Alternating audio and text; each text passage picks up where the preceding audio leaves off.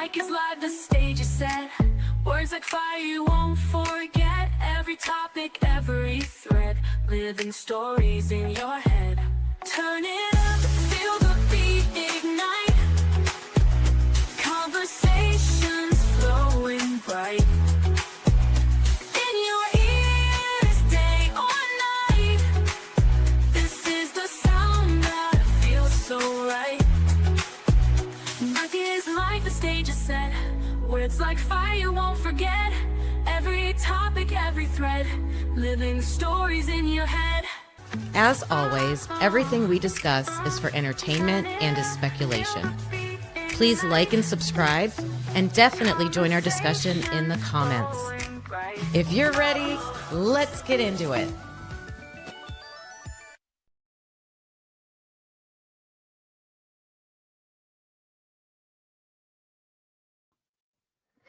Hi, everybody. Welcome back to Typically Unique. We're having our meetup Monday. I hope everybody's having a great day. I'm gonna getting things set up over here. As we start this live today, everything we're going to be talking about with investigative genetic genealogy is going to be for educational purposes. I created my own video today that we're going to be using for that purpose. Are you guys catching what I'm laying down? It's going to be a minute before we get into it, though. I have a lot I want to share with you. See a couple people in here. Hello, hello. So I want to share some things with you that I did over the weekend and what I've been up to lately. And I'm continuing my live that I did last Monday. That got cut off because I was using a really great episode of Genetic Detective that I wanted to show how they went through the family tree to identify the suspect. So we're still going to do that today. I'm just not going to show the video. I took lots of notes and have some screenshots of how that was done, and we'll recap that case. And then I have some new footage about the history of, not boring history, it's quick, but just how this all came to be with investigative genetic genealogy and getting to this point and the controversy and how the controversy came to be, and then connecting it to the Bryan Kohberger case, of course. So say hello if you're not shy. And let me know. I'm going to do this like last week. Let's see how it's showing up. Not letting me. There it is. Okay. Took a minute. Hello. I'm going to try to pronounce your name the right way. Isabella Mars. Did I say that correctly? Hi. Hope you're having a great day. So I'm going to do a check-in with everybody real quick. Just how's everybody feeling today? It might affect how I adjust things if we're all feeling like a little crazy, like a number 5 with the bushy eyebrows going crazy. Number 1, I think I'm feeling like a number 1 today because I had a very busy weekend and was away spending time with my sister, and I'm going to tell you about that. But so it's been like going 90 miles an hour since I got back home, trying to get everything ready for this morning to do this. Number 2 is maybe calm, just hanging out. This is Molly. I picked that to represent Molly wandering around with her flashlight. Number 3 is inspired by Skull Mackay with his frogs and the happy dance. Who's feeling happy today? Number 4, I had to do redacted. Whenever that comes up in my videos, I always make sure that I'm like, redacted.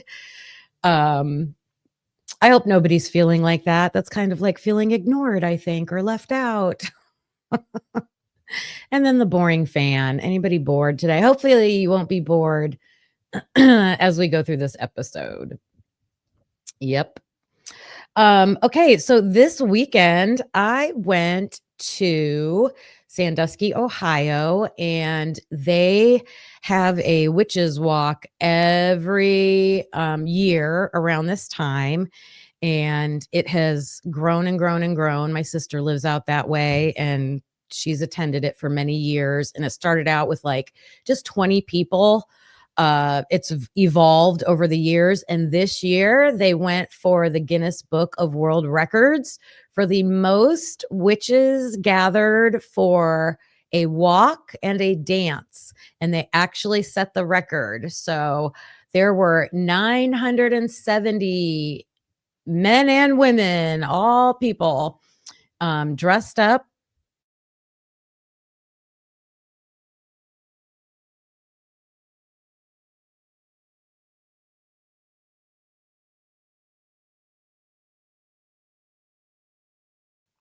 So this is fun. It was a fun time. So if you ever watched my walk and talk when I took you guys down to the covered bridge area, what do I want to show? I want to show this one. I do my walk and talks every Wednesday, and I was walking down at the bridge. It's a real wooded area, and sorry, I'm talking and sharing my screen at the same time. Walking down in this wooded area, and I saw this big stick. So let's see if you're seeing a picture of it. I don't know if I can make it. I think I can make it bigger. Oh, that might be too big. There we go. There, I got to add it to the stage. So this is me and my sister, and my broom I made myself. I found this huge stick down where I was walking over here, and made our hats. You can see all the people in the background. It's lit up. I mean, it was crazy. Like, I didn't know what to expect. But it was such a fun time. Good morning, Christina. Hope you're doing good. I can't tell what your little icon is there. Hope my sound's okay.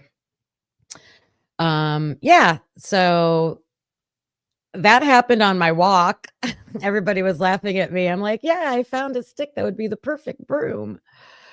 Did that, and then okay, so they had, I think I gotta mute the sound on this, so I'm gonna mute myself because they're playing music. They had these witches up on this pole, a witch on a pole. Oh, a ghost. Yes, we're talking some spooky little Halloween fun right now. We'll get into the IGG stuff in a minute. So this woman, and I think it was different people taking turns, they would climb up this pole. They were so high in the air, and I saw them come down, and the only thing at the top of the pole was just like a U-shaped seat. That's it. And they didn't really have anything below them. Like, you'll see this mat below her, but it wasn't wide enough. If she would have fell, I was like, oh my gosh, I was so nervous. But this was pretty cool. So let me show you. I'm going to show you what that looked like.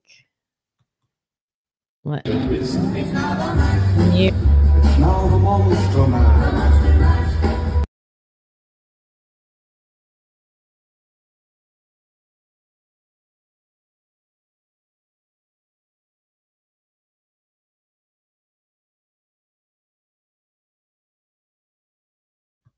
All right, that one was super fast. I have a different one too. My sister took a video. I took a video. Okay, as we're walking around downtown, they had all these funny, different Halloween things in this skeleton. Oh my gosh, this was outside of a bar. If those of you, I know some people like to go all out for Halloween, and do all kinds of stuff. And this was so funny. And the sign up says,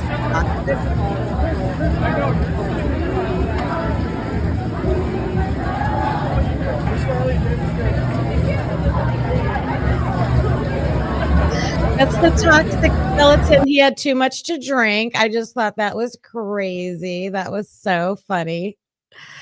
Oh yeah, I did post some pictures on my community post. I just like to share with you guys like what I'm up to, or things like that. And I think on our community page, if you're a subscriber, you can post things too. So I always like to see fun things that people are up to. Just a couple more. Oh, this was all I'm going to have to mute this too because of the sounds. I'm going to have to talk over it. Mute. There we go. So this was dancing, all the witches dancing around this little, hopefully I'm not muted on my end. Okay. There's a fountain and this big just circular area. It was all lit up. The trees were like all green and purple. That's my sister being crazy. Just a good time. Do any of you have any event like that going on in your hometown or in your area? I mean, look at the lighting. It was so cool. It was cool. The restaurants down there were packed and they were all playing like soundtracks from like the different movies, with which like one restaurant was playing like the Wicked soundtrack and things like that. So it was really fun. Really fun. Oh, and let me show you. So of course they had like shops and stuff like set up along the way. So I picked up, look at this crystal I got. That's awesome. So this one, I forget what it's called, but it was supposed to be for like motivation and clarity. So I'm like, I'm carrying this with me everywhere. I need motivation. That, and here's a fun thing. Here's an idea for you guys. So whenever Carlos and I travel, we'll pick up an ornament that represents the place that we went. Hey, Jeff H. So we collect ornaments wherever we go. I know a lot of people do this, but we just learned about it from one of Carlos's colleagues, like maybe 10 years ago or so. And so we always pick up an ornament. And then when we decorate our Christmas tree, we just reminisce about like all the places that we've been. It's really cool to do that. You need the 100-pound motivation boulder. Let me tell you, I'm starting a fast today. I'm going to cleanse this body out and like start fresh, because I really think my arm is like a lot of inflammation. So I just want to get rid of all that. Yeah. So here, it's through the screen, Jeff. Motivation.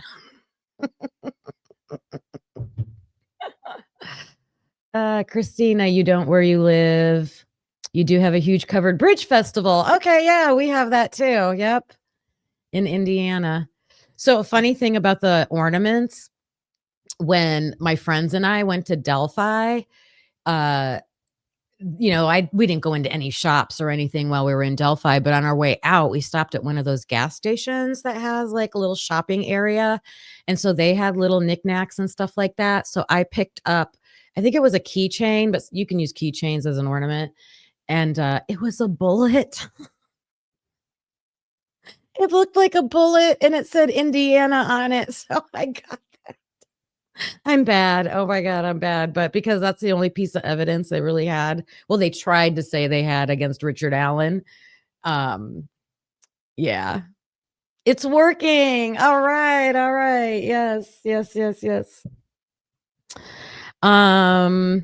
Okay. The other thing, I posted this on my community page too, is that James Renner is coming to my area and he's going to do a book signing because he has a new book out called, it's something about something the little children. My friend bought that book. I bought True Crime Addict because it's about the Maura Murray case, and I am infatuated. I haven't even started covering that case on here because it's such a rabbit hole deep dive.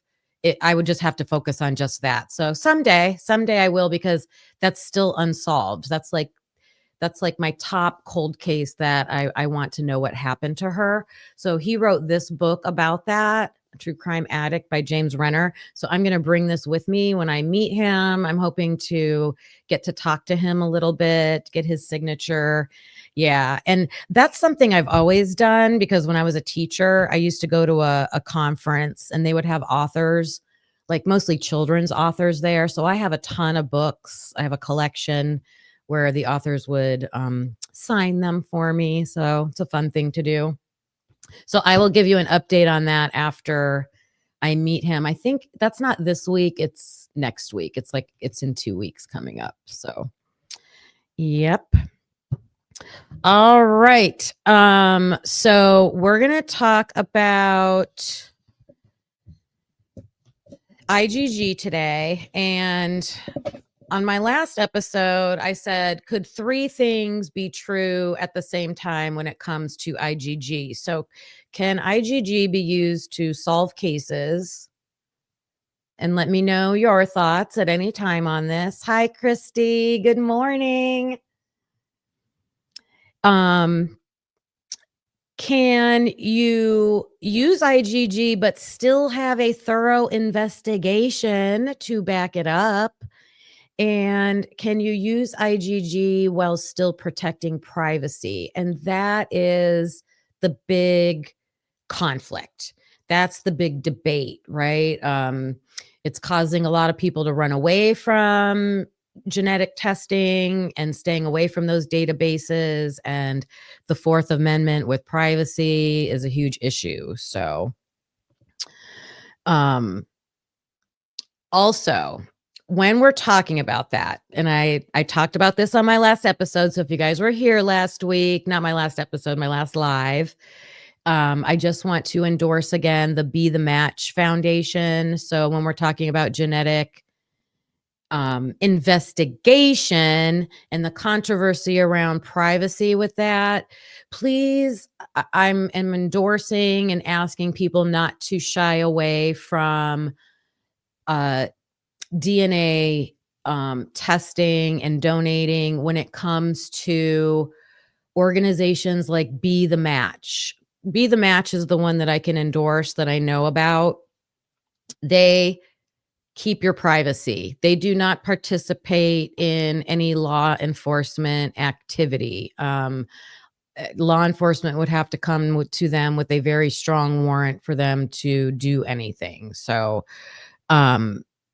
my son had to have a bone marrow transplant, and if it wasn't for a complete stranger in Germany doing the test, getting his DNA into that database, we would have never had a match for my child, and he wouldn't have survived without that. So, and imagine being able to save someone's life. It's painless for the donor.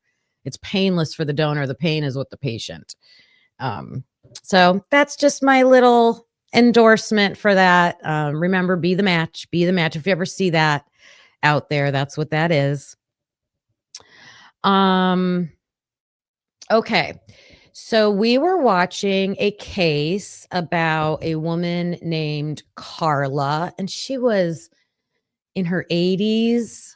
And someone snuck into her home. A man snuck into her home because, Jeff H., I don't know if you were in here for that one, her sliding door didn't latch. It was like set wrong, and nobody helped this poor woman. Her husband had passed away, and so the perpetrator was able to just easily get into her house through an unlocked sliding door. I made sure to remind everybody, I'll remind you again, make sure that your sliding door latches go down, right? Top down, so that the door can't be lifted up. And the person, went in and attacked her. So it was horrible, horrible. So this case is a current case at the time, and it was in 2018, I believe. I wrote down the dates. Let me see. I got notes over here because couldn't show the video. Got blocked for showing the video. So we're just going to recap this. Yes, I believe it was in April of 2018 when this woman got attacked. And they didn't have anything except the perpetrator left bodily fluids behind on the bedspread. That's all they had. Nothing else. No cameras around, nothing. So the DNA part of it was key because that's all they had. So we're going to pause there because that case, there's three types of cases we're going to mesh today. So using IGG with cold cases like the Golden State Killer, right? Everybody was like, oh my gosh, 30-year-old case. They caught the person through IGG. So very cold case using IGG. And then we have this current case in 2018. And that's the first time that they used genetic IGG, investigative genetic genealogy, to crack a current case.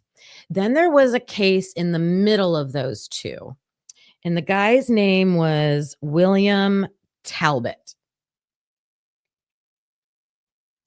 And William Talbot was a case that was a cold case. They caught him, but it's when the first time they questioned, should you be using genetic genealogy for investigations? And while CeCe Moore was working on this current case with Carla, the older woman, she was working on her case. She was also waiting for a ruling to come down on this Talbot case. So when you hear, Golden State Killer, we're gonna use that as like the foundation of how did genetic genealogy come about. Good morning, Ro. Good to see you. Hope you're having a good day. And then the current case with Carla. And then all the questions that come up about IGG. And then after we watch these video clips, this video that I made, I did. Lots of editing going on. So just know that I had to do editing on purpose when you see this. I'm gonna walk through the steps of how CeCe Moore was able to take this current case that only had IGG and narrow down to the suspect. So it's pretty interesting. All right. So I'll be stopping along the way a lot. So please share your thoughts and we'll talk about it as we go.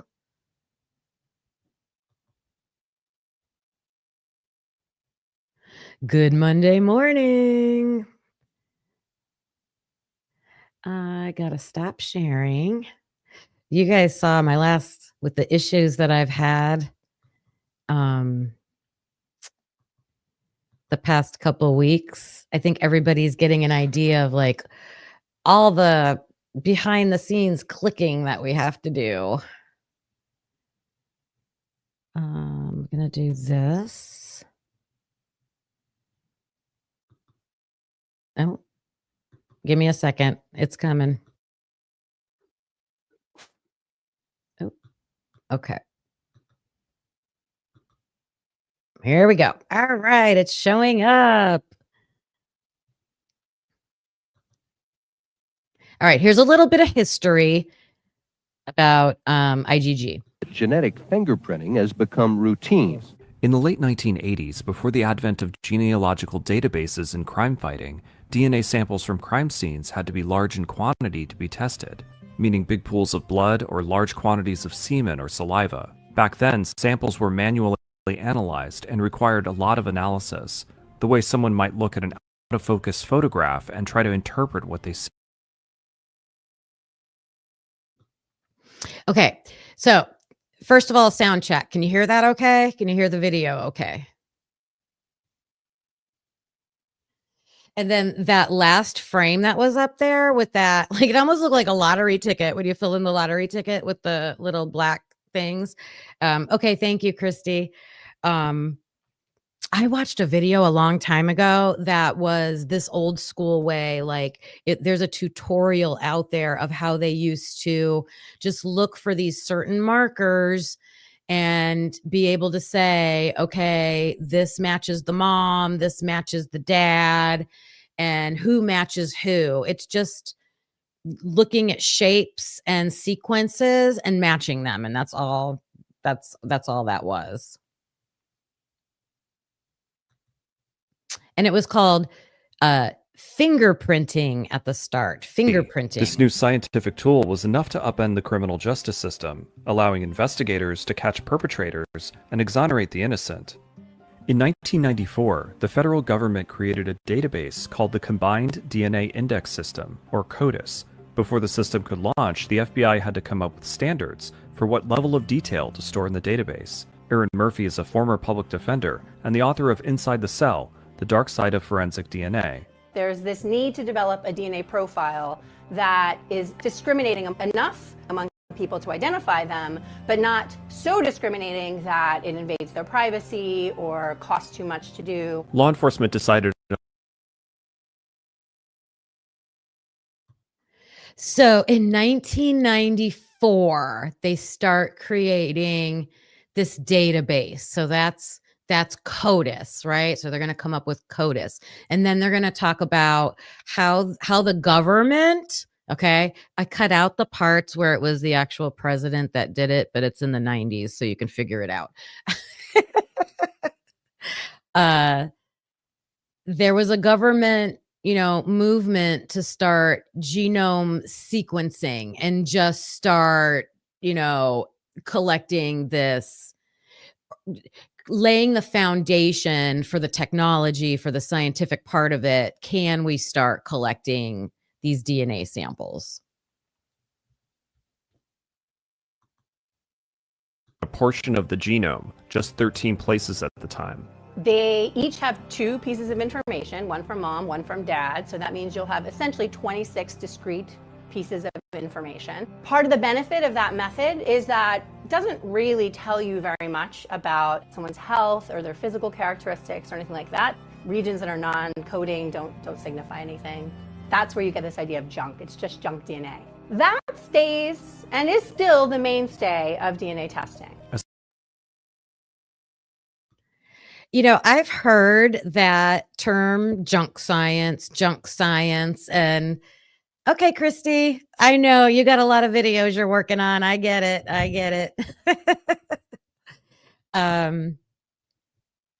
Everybody says, oh, junk science. And I always thought it was just this dismissive term for like not reliable, but she's explaining the junk science part of it is only using those 13 markers for identification purposes only and not getting into the medical part of it.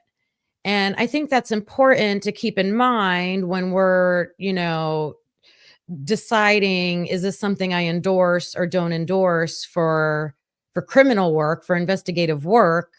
If it's only these 13 markers and it's non-medical, and you're just trying to match, does that make a difference or not?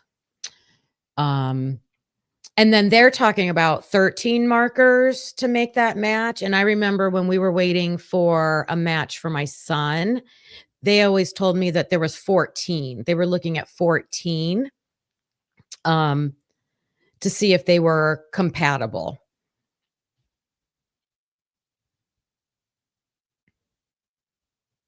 What am I doing? There we go. Play. The turn of the century came, police thought DNA matches would be the future of solving the most heinous crimes.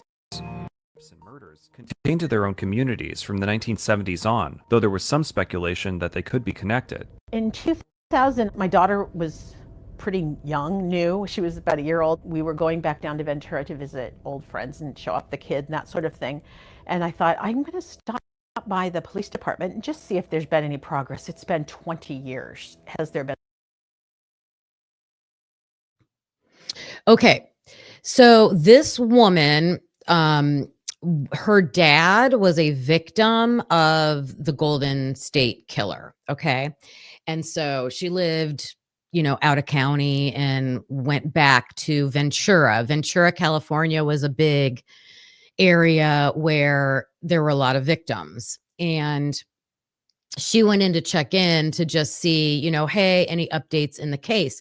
And this woman is like a grown adult with a grown daughter at the time, probably a teenager, her daughter was. So, decades have passed since her father's death. And when she goes to check in, the police are like, well, we don't know who, but we are thinking your dad was the victim of a serial killer. And what they did was they were able to match the DNA left at the scene. So this is how like DNA kind of progressed with other DNA samples that were left in other places in other cities. So they're like, oh my gosh, this is the same guy. This is the same person committing these crimes. So I did not realize the Golden State Killer had so many nicknames. Like I knew of like 4 of them, but there's even more than that. And I got to make sure I didn't miss any on here. Let me see. Yeah, I think that's the first one. Yeah. Okay. So the first one is the Visalia ransacker. So Visalia is another city where there are victims. So D'Angelo, he was the person who ends up getting found and to be the Golden State Killer. And so his earliest crimes were from 74 to 75, and there were 100 burglaries and 1 murder. Okay. So, and this is a good example of, everybody says, oh, Bryan Kohberger was going to be a serial killer. Well, if you study serial killers, usually, now there's always outliers. I know there's always outliers, but they usually start off at a lower level with things and then build, right? They progress in their crimes. So here's the perfect example. He was, breaking into homes and then eventually got to killing somebody. So that's the Visalia ransacker. Then from 76 to 79, he becomes known as the East Area Arist. And that's in Sacramento. So he was moving to these different towns, which also made it harder to find the person. And that's where his crimes have now leveled up to the, more sexual assaults. Stop by the police department and just see if there's been any progress. It's been 20 years. Has there been something? So then he gets coined the original Night Stalker. Now, when you hear the Night Stalker, you usually think of Richard Ramirez, but the Golden State Killer was before that. So they're like, he's the original Night Stalker. And that's from 1979 to 1986. There were 10 people in Southern California that were victims at that time. And the man I went in to see, the officer that I saw, said, I think you need to sit down. Okay, and then that moved into, so they knew, now they know, okay, these cases are connected. So we have the East Area Arist and the original Night Stalker. So then there was a period of time where they just combined them and they called him Earons. I thought that was the weirdest name. Do you guys ever remember hearing Earons? I hope that I'm seeing all your comments. I hope I'm not on some weird like top chat or something. If I'm missing anything, I apologize. So we got Earons, and then if you have heard of Michelle McNamara, Her story's so tragic. She was so obsessed with who the Golden State Killer was. Well, she was so obsessed in finding who Iran's was that she did her own investigation. And it caused her so much stress in her life. There were some other factors involved, but she did not live to find out who the true Golden State Killer was. And she's the one that wrote the book, I'll Be Gone in the Night. And it's all about investigating the Golden State Killer.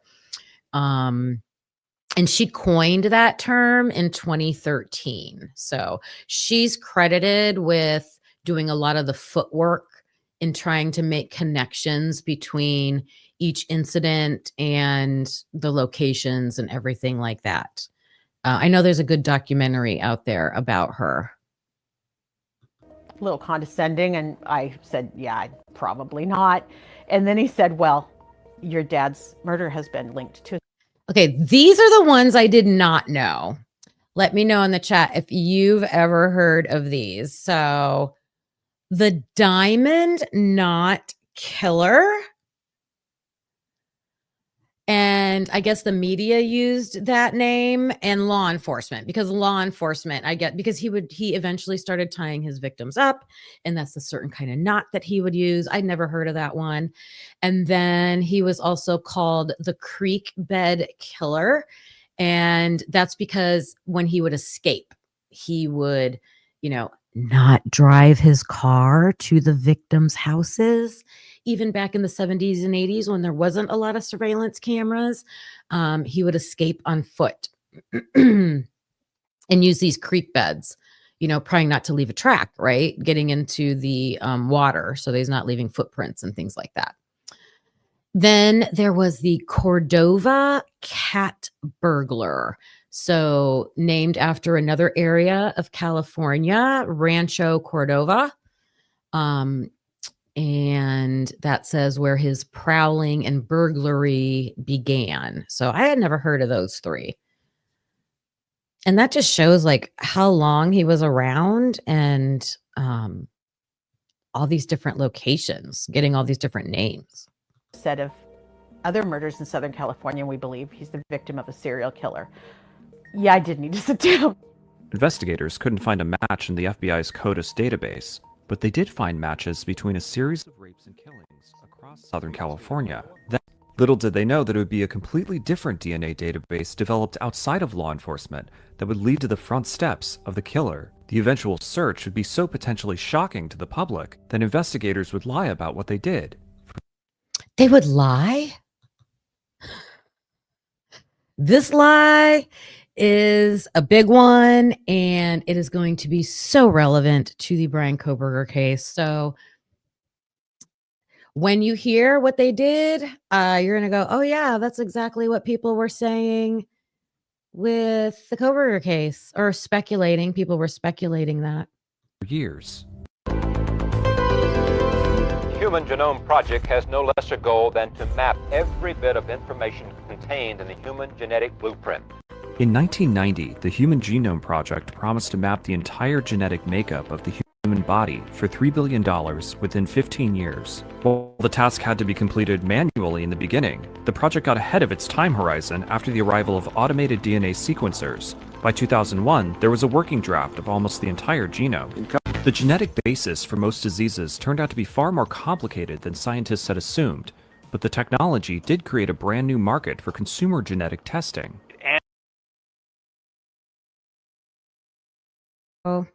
That was a little choppy in there. I did that on purpose. I had to. But they're explaining how that's the government movement to make this genome database. So the government starts that. Then people start realizing, oh my gosh, we're getting a lot of health information from this. The scientists, people could really use this for, finding out their health, like predictive markers and things like that. And so now this is what, early 2001 to early 2000s. the big boom is going to happen with these ancestry databases.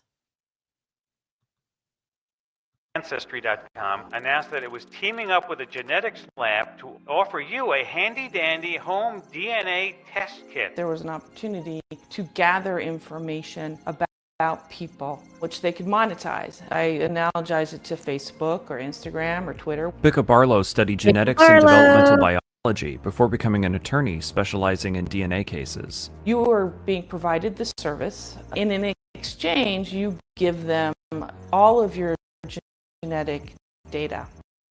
Advances in technology now make DNA testing affordable for anyone. Some call it genealogy to the extreme. It's DNA testing. New startups promise to let customers understand their familial roots in ways they never had before.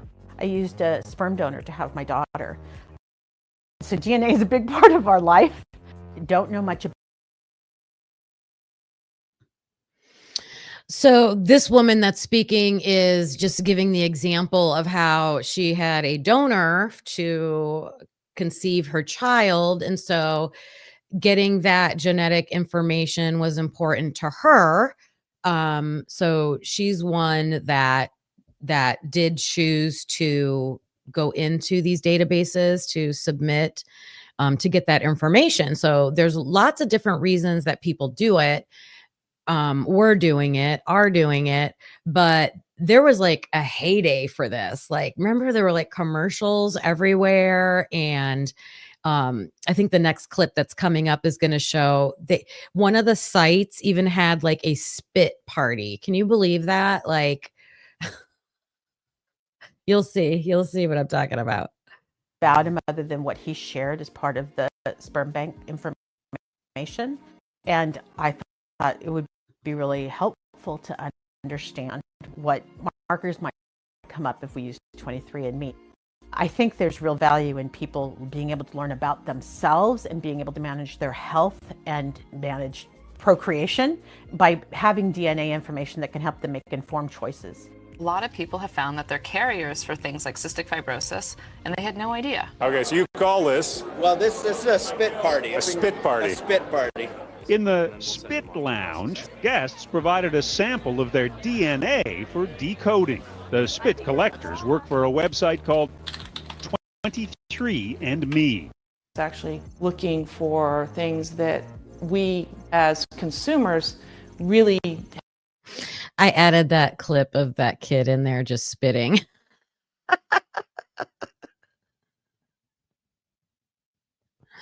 Hi, Skull. Good morning. Good morning. Get that coffee in you. Get caffeinated. We'll be here. Okay, so of course they're like, this is for health reasons, right? Which, I mean, it's valid. It's valid. Have no grasp of what they are at this moment. And that can change. They could start testing for things that we can't even conceive of today. The FBI's DNA database tested for a teeny tiny portion of the genome. These companies were testing for much more. Companies like Ancestry, et cetera, use a method that's known as SNPs, single nucleotide polymorphism. And when they're looking at these SNPs, they're not looking at 13 places, 20 places. They're not looking at 1,000 of these SNPs. They're looking at hundreds of thousands, millions. Millions.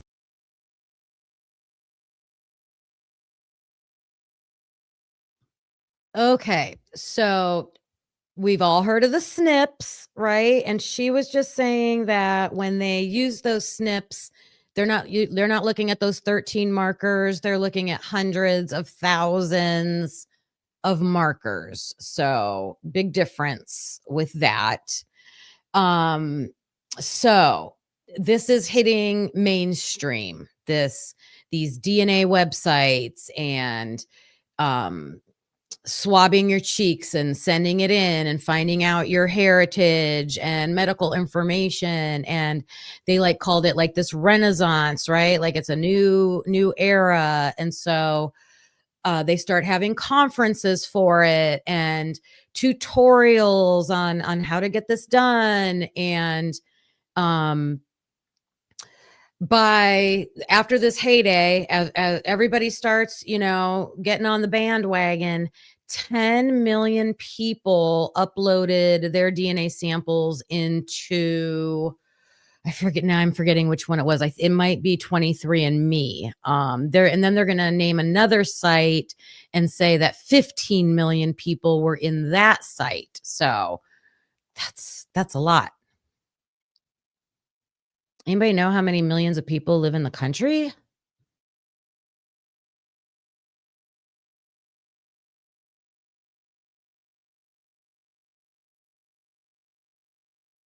Smaller companies like MyHeritageDNA and FamilyTreeDNA also collected profiles. Many users downloaded their raw genetic data and uploaded it to an open source website called GEDmatch.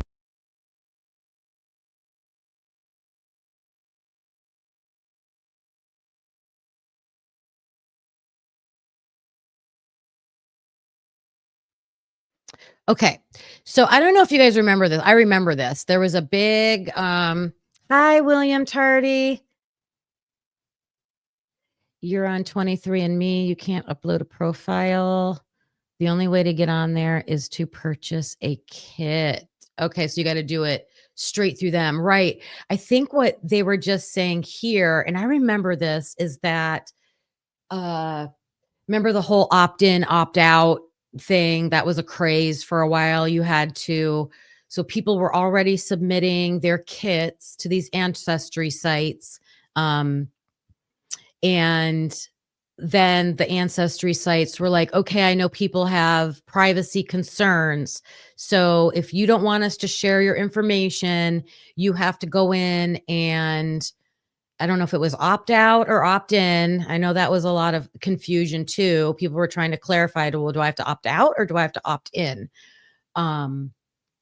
But what they just said is that I guess one of the things people could do is you could take your profile from like an Ancestry or 23andMe and put it into GEDmatch, right? Does that sound right? Am I explaining that right? That's what it sounded like. Oh, there's others out there where, we're going to get into that, William. Yes, there are. Like MyHeritage. MyHeritage lets you just upload a profile. Yes. So that's going to be a big issue. Oh, and GEDmatch. Yeah, it seems like law enforcement, their go-to is GEDmatch. They must have the least amount of restrictions or something. Self-decode and Nebula. Oh, I've never heard of Nebula Genomics and self-decode. Yeah, I haven't even heard of those two. So yes, they were letting people put their profiles from one site into another.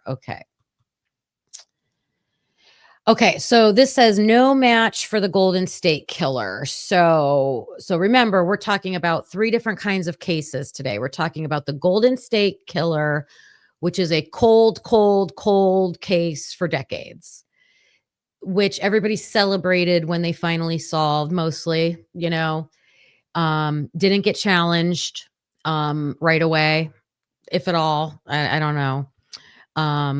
Then the first current case where they used C.C. Moore and investigative genetic genealogy to solve a current case. And then there's a middle case in between where it was a cold case, but they were fighting against the genealogy. Okay. So they're trying to catch the Golden State Killer. They've had the DNA in CODIS forever. No matches. So now they're seeing these other options finally, right? They're seeing these genealogy websites pop up. So the investigators' brains are going to start going. You think FamilyTreeDNA just made some kind of deal with Author? I wouldn't be surprised. Would not be surprised, but they better notify their users. You don't know. Hi, Witchy Was. We were talking about witchy things at the beginning of the show. I went to a witch's walk this weekend. So if you didn't catch that part later, you can back up. Yep, not surprising. All right. Okay. So the detectives are like, "Oh, look at all these ancestry databases. What could we do with that? What could we do with that?" Enter genetic detective work.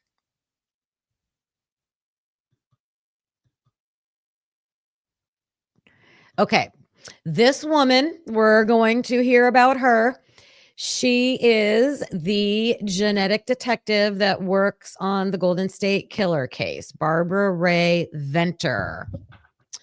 And she's going to use MyHeritage, and we're going to find out how she uses MyHeritage. But she's the one that they contact. They're using her to work on the Golden State Killer case.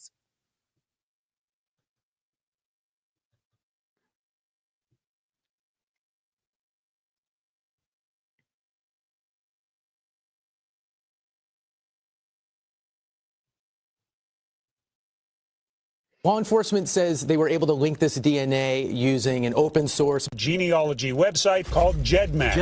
GEDmatch. It turns out that story wasn't true. Federal and local law enforcement conducted a much more invasive and widespread search than what. So there's the lie. So even with the Golden State Killer case, you guys, like this first case where they're cold case, and I think a lot of people tend to support solving cold cases with IGG than they do with current cases. I don't know. That's just my perspective that I think I've seen out there. So this is their first lie. So the FBI says we used GEDmatch. We used GEDmatch to make the match. But then the media finds out that no, that's not what they did. Originally thought, tiptoeing around privacy policies and misleading the public with a story about GEDmatch. Their path to finding the killer shows why guidelines for law enforcement to respect the civil liberties of citizens is important. Without them, they could make up the rules as they go, which is exactly what happened. We've had the Golden State Killer's DNA up in CODIS since 2001, no hits. We've done familial searches here in California every single year in which it's been legal, no hit. We've done international searches. We did everything without success. Genetic genealogy isn't just revealing the information of the person who shared their genome. It's revealing the information of everyone else related to them, close or distantly.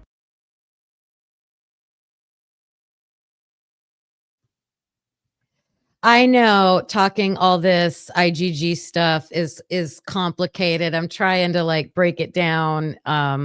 We'll go over the main points of it afterwards. But so we just saw Paul Holes, and I don't know if you guys are familiar with him, but he was a major detective working on the Golden State Killer case. And I personally really like him.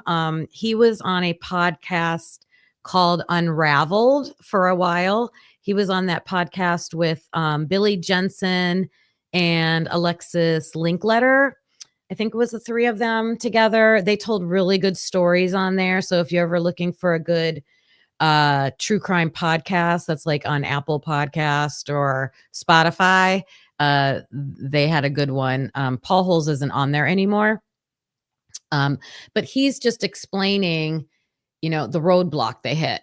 They just weren't getting any matches. So let me see your comments. Yep. Some places do everything honestly, for sure. Some don't. I have some examples of that we'll go over someday. You think Othram used MyHeritage? Maybe. It seems like MyHeritage has some pretty lenient policies. Witchy was yes. So coming up, they're going to explain how they got to the point, or they were almost to the point where they had the human race so sequenced with the genomes that they know if you are of any kind of European descent, they could, whether you're in the systems or not. Like, I'm not in a database, but I know relatives that are. Even if you're not in the database, you could be traced through those family trees because they have everything so sequenced. That's my understanding of how they're trying to word that. Isn't that crazy? And if they started with European descent, I'm sure they'll be working on everybody. You know, the Golden State Killer did work as a law enforcement officer. I don't know if he was like officially at a police department or if he was just some kind of security force, but he did have a law enforcement connection. I saw your comment, Skull, about cops. If they've ever been, there's some cases like that for sure. All right. Moving on. According to a 2018 report in the journal Science, in the near future, anyone of European descent could be identified through genealogical databases because of the ability to infer familial relationships. A lot of people don't consent. They're now basically discoverable. And that's just not how we've operated in this country. That's why we have the Fourth Amendment. It's because we value privacy. 23andMe and Ancestry.com had promised to protect their customers' privacy, stating that they would only provide information to the government under a court order, and they published transparency reports about the police requests they received. There was no way to analyze the Golden State Killer's DNA without the company's consent. In February 2018, Barbara Ray Venter, the genealogist assisting the FBI, uploaded the killer's genetic data to an online DNA database.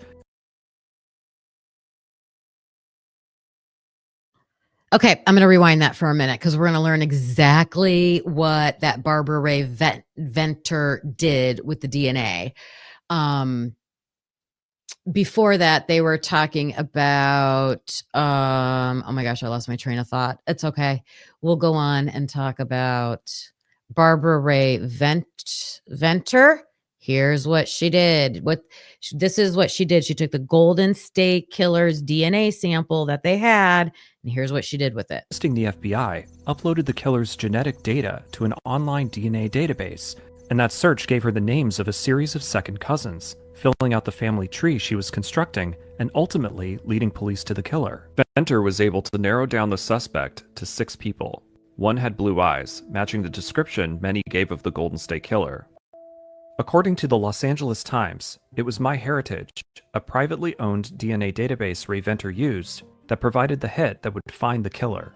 Unlike Ancestry or 23andMe, MyHeritage allowed customers to upload genetic data generated by third parties for analysis on its site, so Venter was able to upload D'Angelo's data, which had been genotyped by police, and pretend it was her own. GEDmatch, a genealogy site being credited. Did you guys hear that? She uploaded. Hi, AR. Hello. She uploaded. She's an investigative genetic genealogist.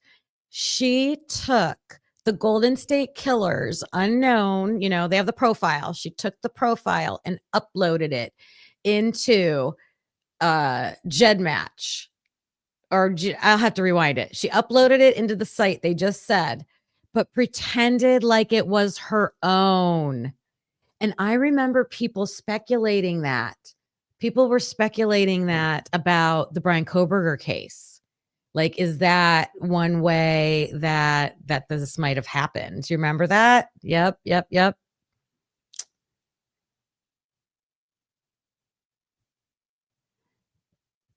All right. All right. Okay. I'm going to rewind that a little bit and see what I thought they said GEDmatch, but then I'm not sure. Let me see. Analysis on its site, so Venter was able to upload D'Angelo's data, which had been genotyped by police, and MyHeritage that provided the hit that would find the killer.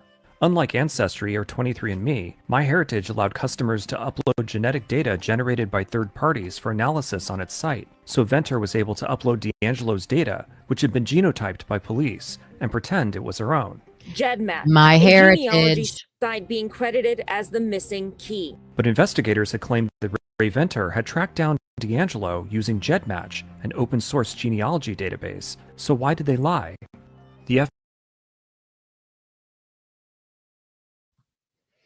So she uploaded the profile to MyHeritage because this is the point William was trying to point out, I believe, that he said, what did you say, William? Did you say 23andMe was the one that you used? So William was pointing out that 23andMe, I'm trying to back up and find it, makes you use a kit. So you can't just like upload something from somewhere else. You have to like fill out their kit. Well, MyHeritage, you can just upload your, thank you, William. So it was 23andMe. MyHeritage was like, oh, you can just, it's to me, it seems like bouncing from one site to another. You can just upload, did you get a digital like printout, like a paper or a file sent to you that would be like the DNA profile, William? Is that how they do that? And then you could just share that with another site.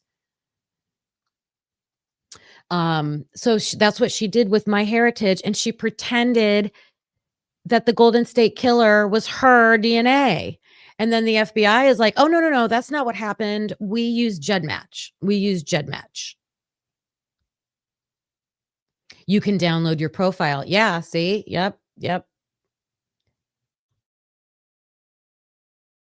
FBI told Sacramento investigators to keep the involvement of MyHeritage a secret, saying they needed to protect the names of confidential sources. Holst told the Los Angeles Times, "We were entirely confident that it would pass legal muster, but we understood that there could be a fallout in terms of public perception."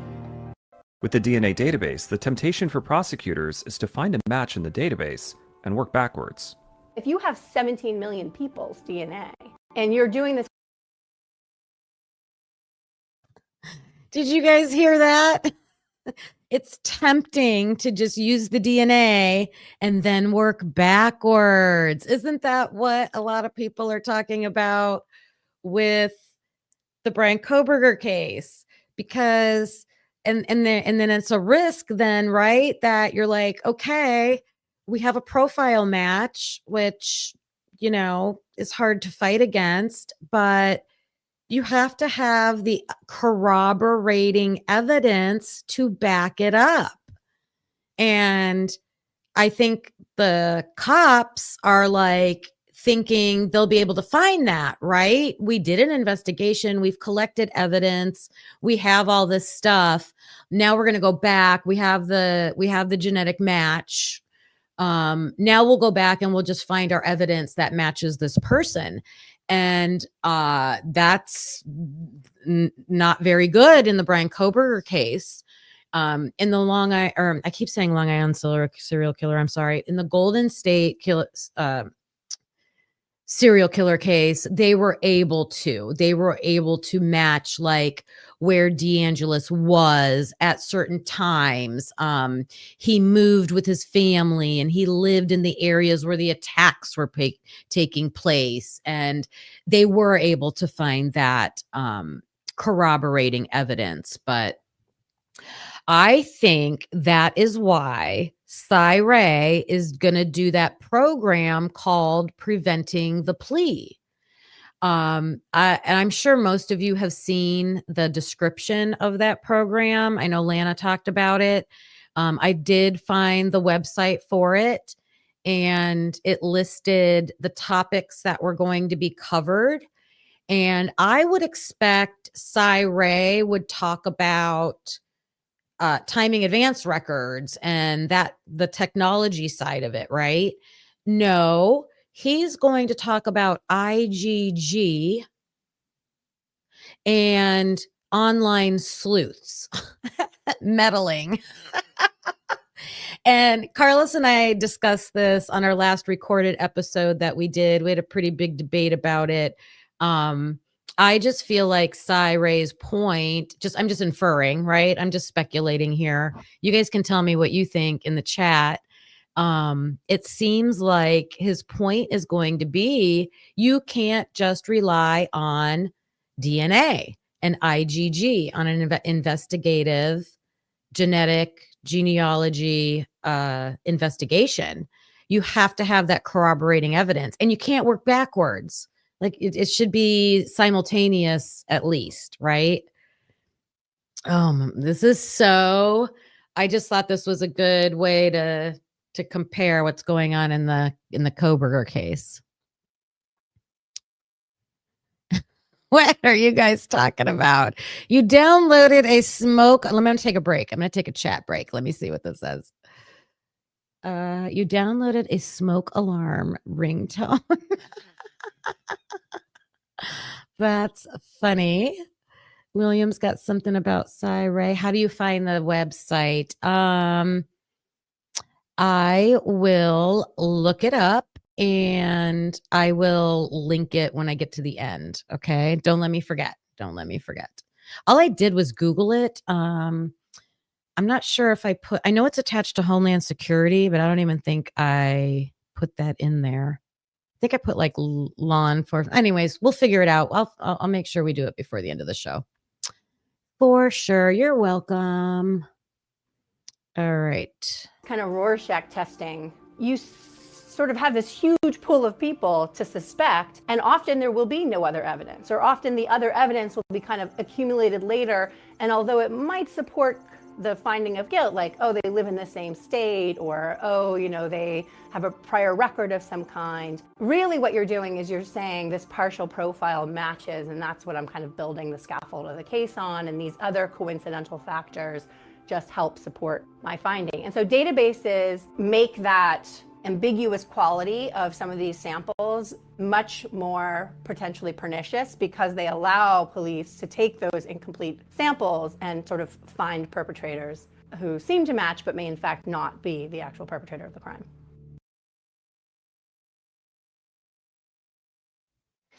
Okay, that was interesting and a little bit over my head because she started throwing in partial profiles. So now she's like, they're even taking it another step further and saying, okay, here's a partial profile, which was also an issue. It was speculated about in the Bryan Kohberger case, right? Like, oh, it was partial and they filled it in and it doubled in size and all that we heard about. So, I mean, it is an issue. I mean, she's validating it right there.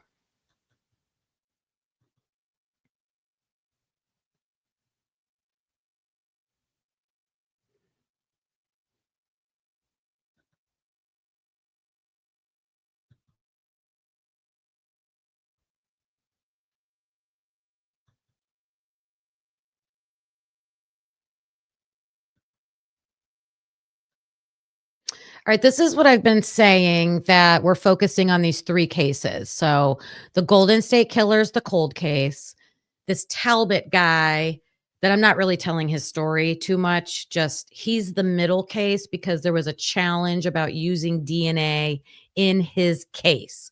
So I'm about to go back to that Carla case, the older woman who was attacked that we started watching last week. We're going to go back and recap about her, and I'm going to explain how they caught her perpetrator, and then how that number 2 challenge case fits into that.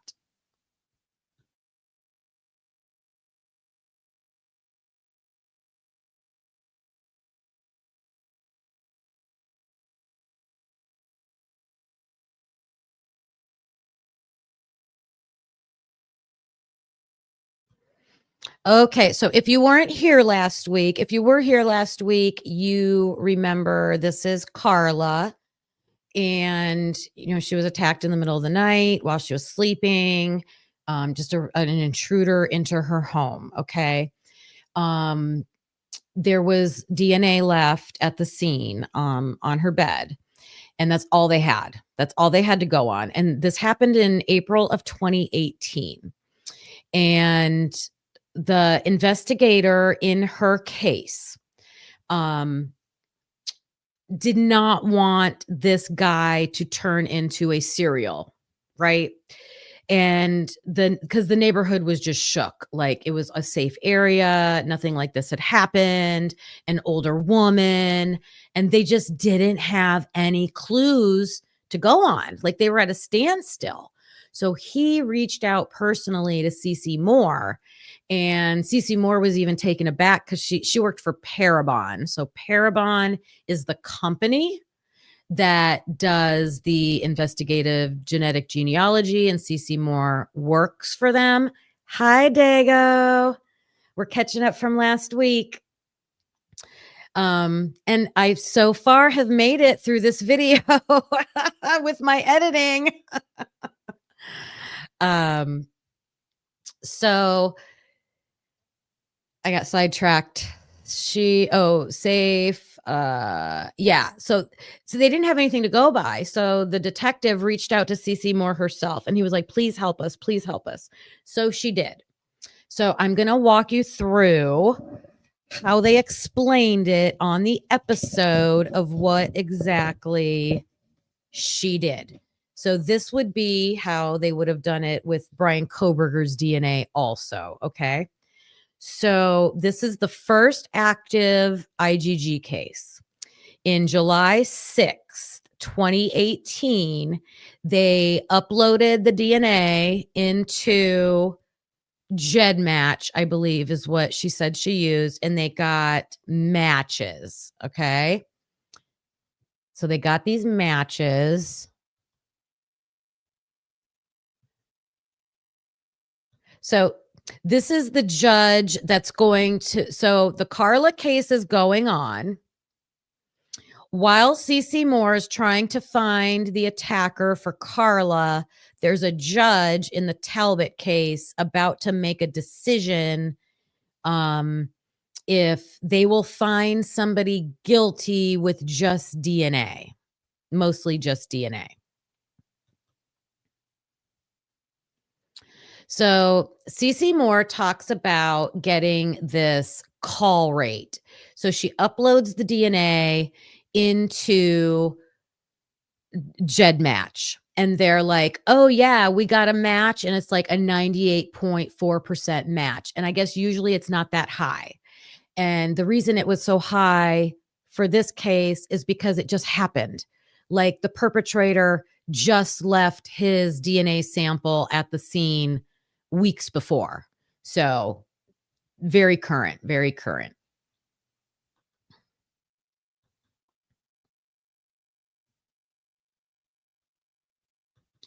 So then she's able to tell. So there were 185 centimorgans. So remember, we always hear these genetic genealogists talk about how many centimorgans they have for a match. And for some reason, like, I don't know, it needs to be in the dozens, I think, like, to be good, but they had 185 for this one. But again, it's current. And so she knew that the match that they found in the database was probably a second cousin. So when you have 185 centimorgans, that's a lot. So that means it's closer related to the suspect. So if she's like, okay, so this perpetrator matches this person in this DNA site, and they're probably second cousins. Second cousins share great grandparents. So that's part of her, that's her expertise. So she has to know that. She has to know second cousins match great grandparents. And I'm just going to pause right here. Yeah, Dago, I took another video that I was showing about the Golden State Killer and how they did the whole DNA thing, and I trimmed it, I cut it, I put in my own stuff. I stopped and like I did everything. I did a lot of editing, but so far so good. Fingers crossed. So, because we're only using it for educational purposes. Right? Beep, beep. I see Lucy. Hello, hello. That's kind of low. A first cousin would be around 1,000 centimorgans. A parent would be over 3,000 second centimorgans. Oh, I don't know. That's how she explained it. 185. Yeah. I don't know. I'll see if I don't think I made a mistake on that. We'll see. Okay. So now she goes back hunting for the great grandparents because she knows that's what she's looking for. Okay. So she finds, oh no, this is just showing. So they would be looking for the great grandparents. That's the 2 boxes on top. And then the grandparent, the grandparents, 2 sets of grandparents, 2 sets of parents, like going down, working down the tree. And she said it's easier to work, to go back up than to go forward. Okay. So I already explained that. This is complicated to remember. Okay, so she found 2 networks. So the great grandparents on this side, but then there was a second match so when she got the matches back, there was a second one, and that one was 70 centimorgans. And so maybe I messed something up with the matches, but the one side, one was a second cousin, one was like a third cousin, okay, between these centimorgan matches. The first 2 great grandparents, they were like really wealthy. She went back and like found where they lived, what kind of jobs they had, when they got married, and then starts building their tree down. Then she gets the second match. And she goes back to them. And I think their last name was Yoder. So this is like a whole separate branch of the tree. Okay. And then she gets stuck.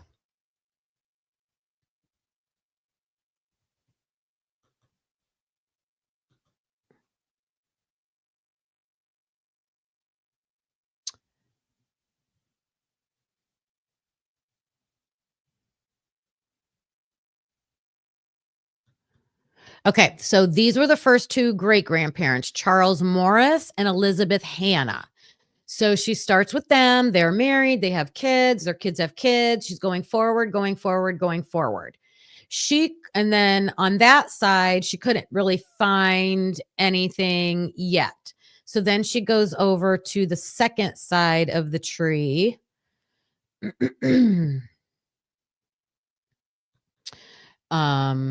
And this is the Amos, Holden, and Nancy Yoder. They're the second set of like great grandparents. And she starts building them forward. She hit a wall. She could not find a connection because both these families were on the East Coast of the United States. And the perpetrator and the victim were on the West Coast.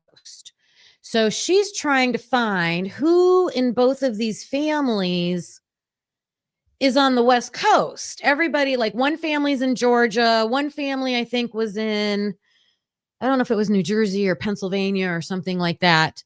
So that's her work. That's how she has to try to like, who in this family am I looking for? It's got to be somebody that's on the West Coast. So she goes back.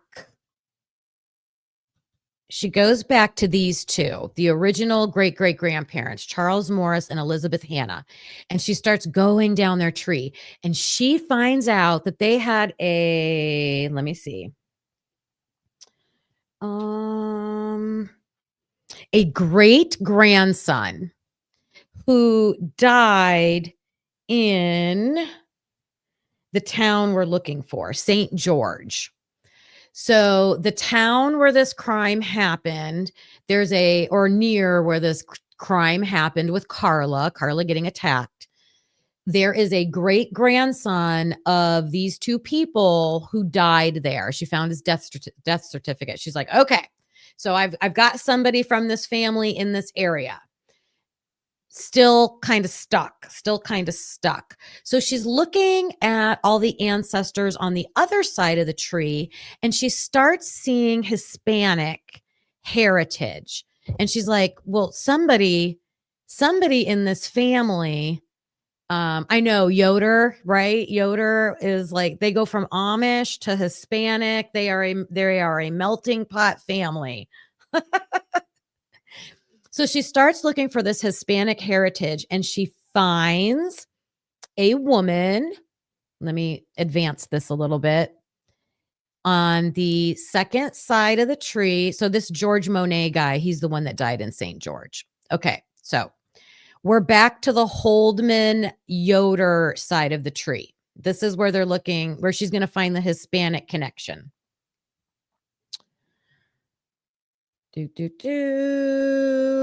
Okay. So she had found a boy, a son in that family from the Yoders who married a woman whose last name was Rivera. So at first, it wasn't, any of the males that had a Hispanic last name. It was the woman. But then now they're married, and now their kids are going to have Hispanic, and she knew it was Puerto Rico. She knew it was Puerto Rican descent. So now moving forward down the tree, there's this Puerto Rican ancestry. Okay. Now she's got to get this side of the tree over to the other side of the tree in St. George, because these people are still over in South Carolina or Georgia. I think they were in Georgia. So she starts looking. She's looking. She finds like a granddaughter that moves. That's what this arrow is for, this red arrow. This granddaughter moves from Georgia over to St. George. And who does she marry? She marries, his name was George Monet, the grandson of the other side of the tree. He's the one that C.C. Moore found his death certificate. So now she's got this family converging in the location where the crime happened. Does that make sense? Use my word skull and make a DNA song. So we still don't know. They do not have a name yet, but she has gotten all the way down both sides of the tree, and she's got a grandson marrying a granddaughter from these two. They're not related, the two separate sides of the trees. Now they are related. They're married, and they're going to have kids. And we'll see what happens when we look at their kids. They have 4 sons, which would be 4 brothers. Does that sound familiar? So now they have 4 sons in the location where the crime occurred. And now they can start looking at, and they're the same age as the perpetrator, based on Carla telling the police what she knew. You want to use Skull's got lines going on over here. He's got He's making up, pick up lyrics. Yes, yes, yes. I love it. We're making DNA lyrics over here. Exactly, Lucy. So when everybody's out here in these YouTube streets going, it's 4 brothers, it's 4 brothers. I'm thinking you should really look at it as it's 4 sons from the same family that they're looking at. Which one could it be? They're still 4 brothers. Does that make sense? Who has 4 sons? Oh my goodness, William. So I don't know if you heard the grandson married the granddaughter. And CeCe Moore was able to track the granddaughter from the East Coast over to where the crime occurred. She married the grandson of this other family tree. So now we've got the connection. Like, we know the family. So those 2 have 4 sons. So now they're going to really start looking at these 4 sons. Let me look at my notes. Okay.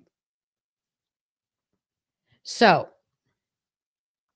there was a brother. His name was Spencer. They looked at Spencer and they found out that he was the only one of the brothers that had anything like law related. He had a small warrant out for, like, I don't know, not paying a ticket or something. I don't know. Yes, Lucy. That's what we talked about. We went through the whole thing, second cousins, all that stuff. Yep. I was trying to, I was explaining her work. So I'm looking at my notes. Okay. So Spencer Monet is his name. So they have these 4 brothers. One of the brothers is named Spencer. He has a small warrant out. So they call him up and they're like, hey, Spencer, like, we're just going through our old warrants and, we want to see if you could come in and clear this up. And he's like, sure, I'll come in. So remember, this crime happened in April. They have his name in July. And they call up Spencer on July 28th. This is all in 2018. So Spencer comes in, and I have a photo of him in the interrogation room. There he is. And he is bumming. He's going through a divorce. He's drinking all the time. He was living in his car. I mean, he was just down and out. And he just confesses. The detective's like, look, tell us where you were this night. We got this crime. What happened? And he just spills his guts. Hi, Brooke. Hello, Brooke. Hello, CAO Kane. I think that's everybody so far.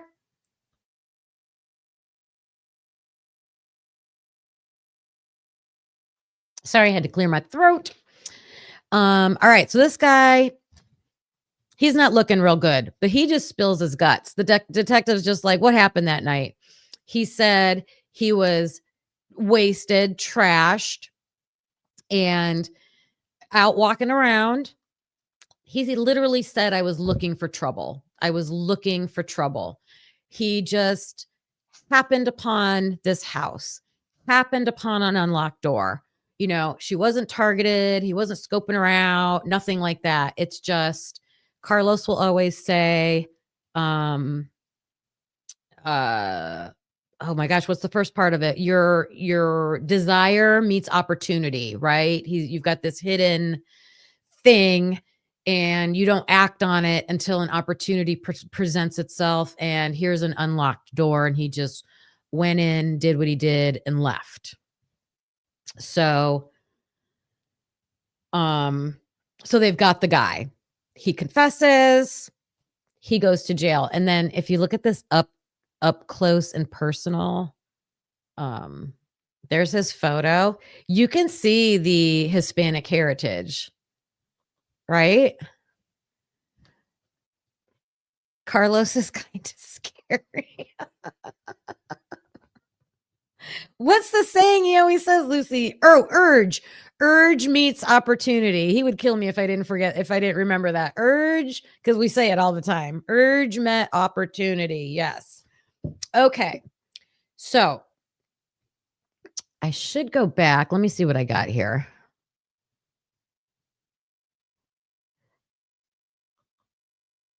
All right. If you remember, let me skip back a little bit. Hang with me. I'm going to find this slide. Okay. So right there. Okay. All right. We just arrested number 3, the current case for Carla, right? Genetic genealogy caught the bad guy in a few months using IGG. Okay. The Golden State Killer was caught. Number 1, check. They did that. Number 2 is a case where it was a cold case. I don't remember for how long. His name was William Talbot. And they caught him through IGG, and they also had some other evidence, but I think it was mostly circumstantial. I don't think it was very strong evidence. That case was at court while CeCe Moore was working on Carla's case. So they're all the investigator for Carla's case, CeCe Moore, like they're all waiting on pins and needles to see what's going to happen at William Talbot's trial. Because what's the jury going to do? It was a jury trial. Is the jury going to question the IGG and throw it out because they don't want that kind of mess going on? Or are they going to look at it and go, oh my gosh, it's solid. He's the guy. So they're waiting for that, and it comes back guilty.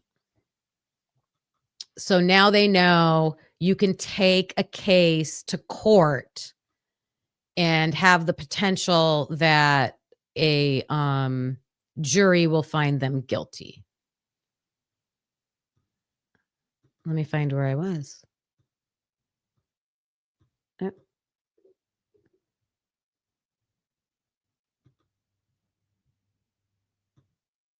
Sorry, guys. I'm trying to what happened to my video? It's buffering. Here we go. That's the end. Dago, this is my little moving background that I put on behind it.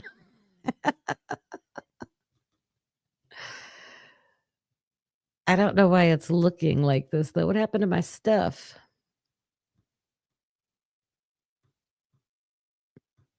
All right, that's showing up. Bear with me, guys.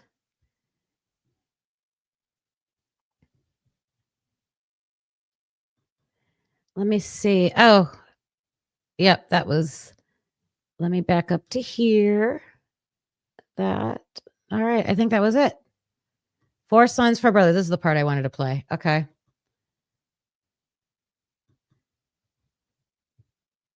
So they catch the guy. There he is. So that's the first conviction using genetic genealogy, right? So Carla's happy. Her case goes to court. He's found guilty because he confessed. So they had a confession. They had DNA. So she gets a guilty conviction also. She is extremely relieved, able to live without as much fear after that happens.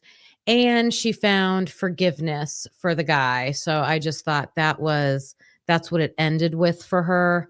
And I wanted to talk about that before we get off here, about that whole forgiveness thing, because that's crazy to forgive somebody like that. All right. Looking at your comments. Looks like we're working on Skull's lyrics. Oh, Carlos. Yep.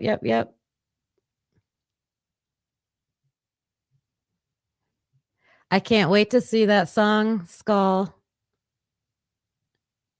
Yes, going over IGG stuff.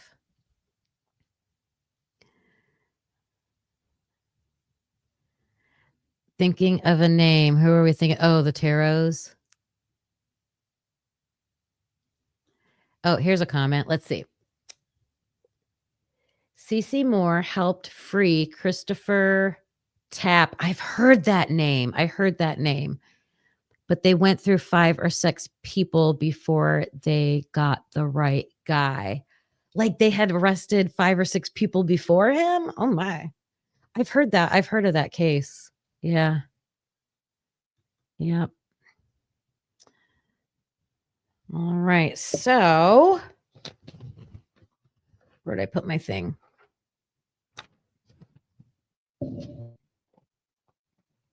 There were lots of connections in there between the Idaho 4 case. So part of me wonders, like with the IGG, is that what happened in this case? Like the investigators went out there, they collected stuff. They didn't really, to me personally, it doesn't look like they, based on the interviews we've seen and the reports that have come out, there wasn't a whole lot of follow-up on things to do like a boots on the ground kind of an investigation.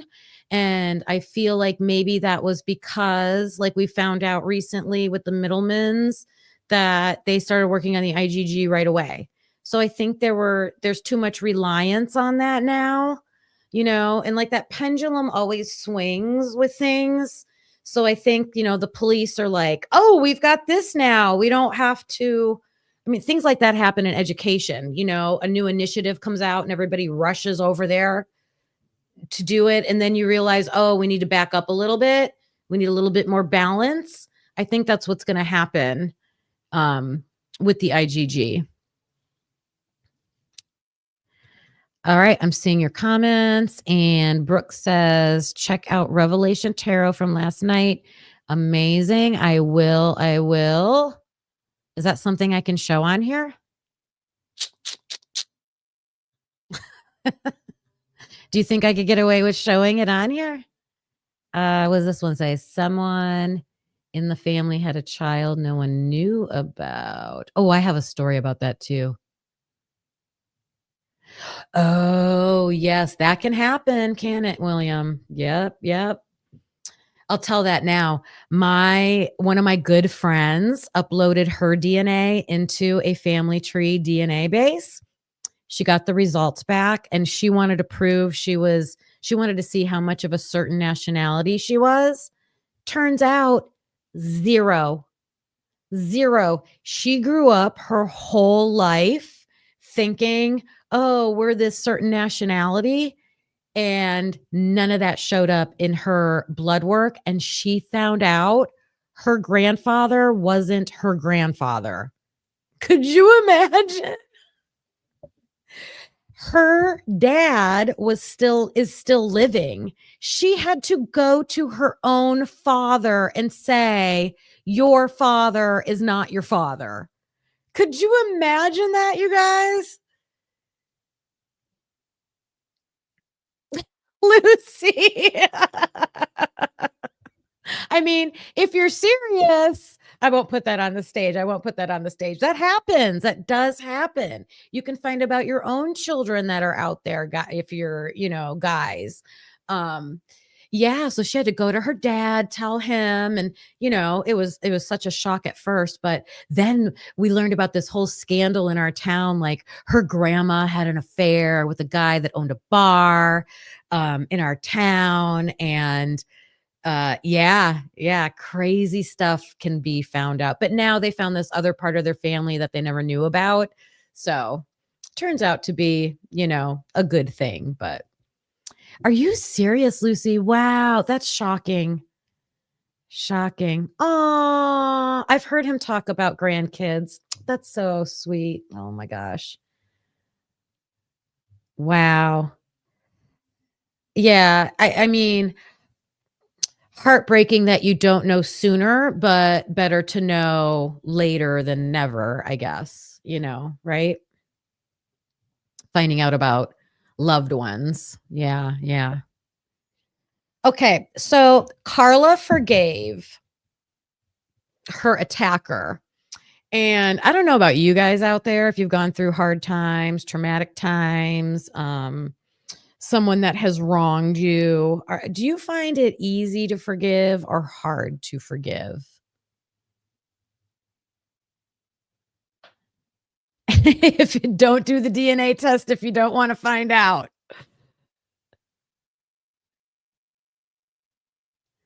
Aww.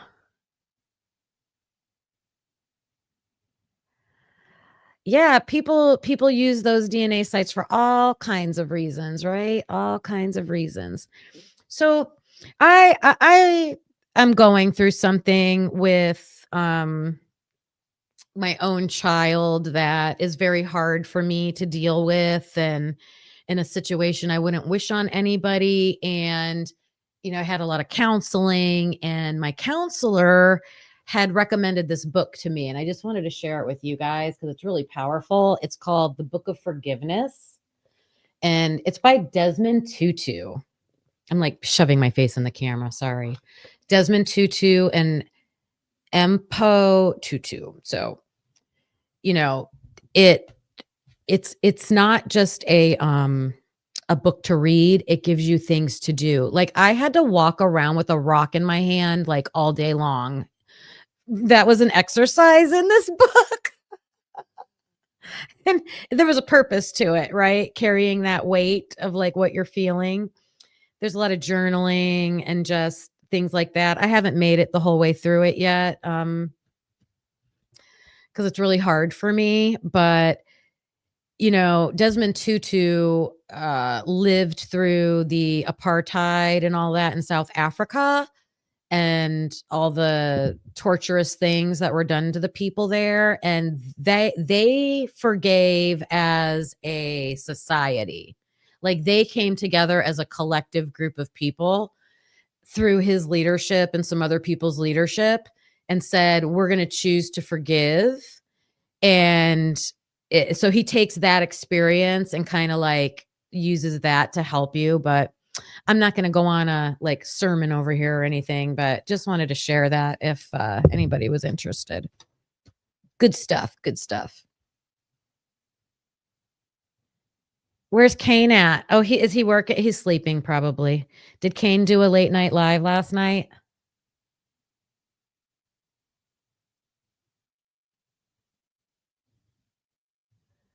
I don't want to talk about Kane if he's not in here. You guys can chat though. Oh, here's one. I forgive easily on some things, but couldn't tolerate cheating, but who knows? Yeah, you never know until you're faced with certain things. And I think to find out what your tolerances and boundaries, and a lot of times it depends on the other person too. Like, how are they handling it? For me, you got to see signs from that other person, right? Are they remorseful? Are they wanting you to forgive them? Like, some people could care less. Oh, he's told the story about it. Yeah, I've heard him mention his grandkids talking about Cain. Yep.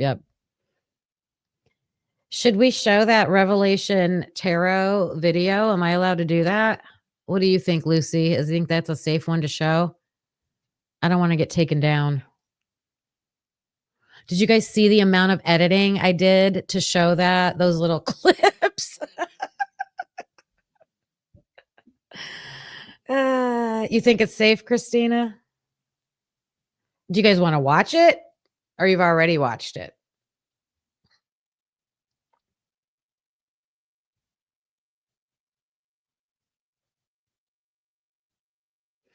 Brooke says yes. Some of them just lie till the grave, right? Right. That's true. That's true.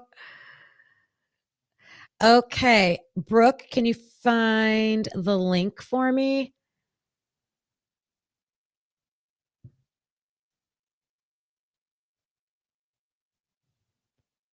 That's true. I know. Okay. I think if you show like other creators, especially creators we're familiar with, that's more like I'm not going to do anything if someone shows my stuff. I want people to watch my information, like we're all a community.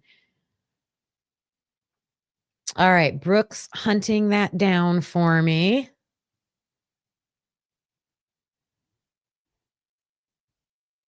I like to do a mixture of things. Talk a little, show some things, definitely have a topic. Like I'm going to go live every Monday and I really want to have like a focused topic, have a purpose for what we're talking about. I don't mind chit-chatting though. It's fun. Yeah, it is fun to watch other creators. Actually, who was I watching? I was watching The Devil's Advocate on Birdie's show. So Birdie he has him on all the time. And The Devil's Advocate had gone to CrimeCon. And so he was in the session. I looked to see if Othram, because they did a whole session, Othram did with Stacey Chapin. I wanted to see if because CrimeCon's over, could they upload those sessions so we could see them? But no, I couldn't find it. So the Devil's Advocate was just describing what was said, like what he heard while he was there. And I was almost going to show that, but I don't know. I'm leery, Thank you, William. I appreciate that. Yeah, Witchy, that's a good tip. Yep, good tip. Feel free to share. Yep.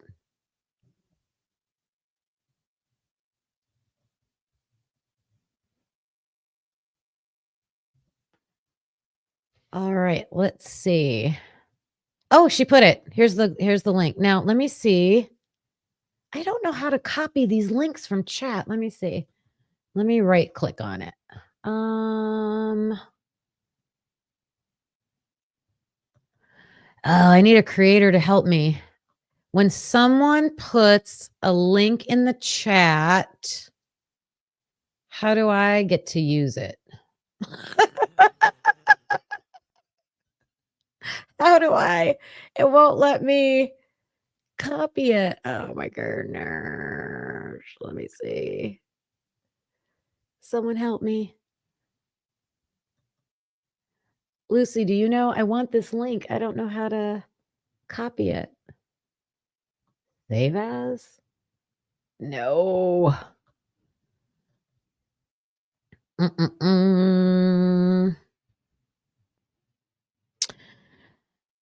You can only grab it from YouTube chat. Oh, not from StreamYard chat. That makes sense. All right, cover your ears because I'm going to go into YouTube and I might not be muted. Let me see.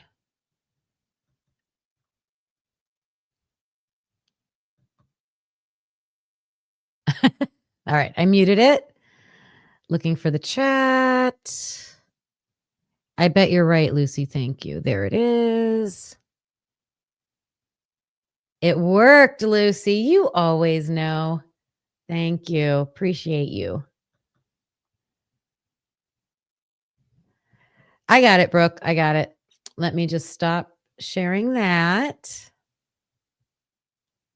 So there's the link that we're watching. This is Revelation Tarot. Is this the random lucky dip reading? It could be anyone, that one? Probably. Oh, I muted.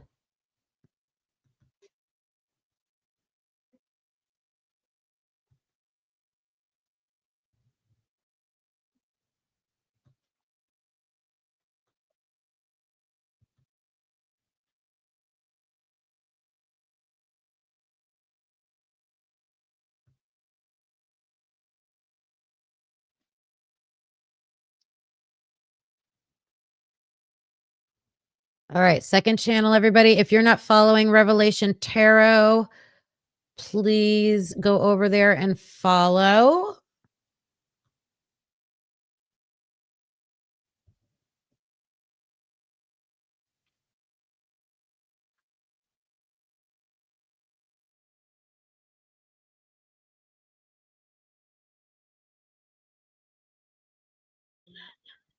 I'm sorry, Dago. It's not just Lucy.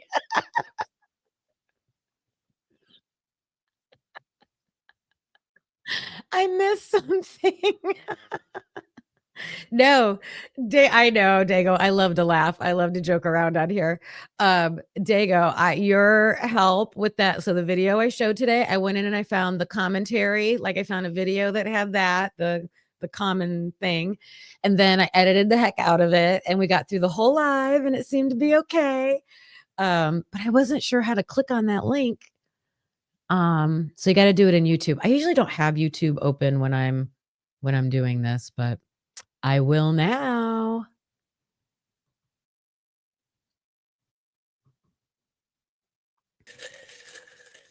Okay, I've got a name. I promise you they're all different. I can't unwrap them all and show you, but I promise you they are all different. So I'm going to unwrap this now and see who are we reading for today.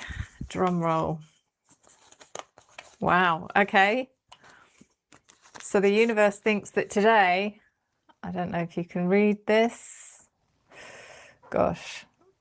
I'm reading for Judge Stephen Hitler. I had my mic muted, but I just went, oh! You see? Uh-oh. Don't know if you can, but I promise you that's what it says. The lighting. Go follow. So Judge Stephen Hitler. Or lose your mod stick. Let's go. So I will be starting with the Clarifying Life Situations deck because it's someone I haven't read for before. Disclaimer time. This is a psychic reading. I use tarot cards, I use oracle cards, and occasionally I get messages from spirit. I interpret these messages in my own way, and you may interpret these messages in your own way, and I encourage you to do so. At no point am I claiming any of this to be factual. Am I making any accusations? It is for entertainment purposes only. So, Judge Stephen Hitler. We all probably have our own opinion about him. No one has an opinion about Hitler. And I'm trying to leave my bias to one side as I do this reading. And I will let the universe and my spirit guides tell me what I need to know and what you need to know about Judge Stephen Hitler as regards to him as a person and in relation to this case. Shout out to William. Thank you, William. Appreciate that so much. Everybody, please say thank you to William. That's awesome. Amazing. And let me know. So we're watching a tarot card reading. Has anybody... Welcome, Witchy was a new member. Thank you. I'm trying. That's my next goal, is to build our membership because I really want a good community in here. So awesome. Has anybody had your tarot cards read? I have. I have a set of tarot cards. I don't read them myself. I have a friend that was going to start her own business doing it. She was really, really, really into it. Yay, Witchy. Yes. Welcome. You guys are the best. All right, let's see what she says about Hitler. Oh, wrong one.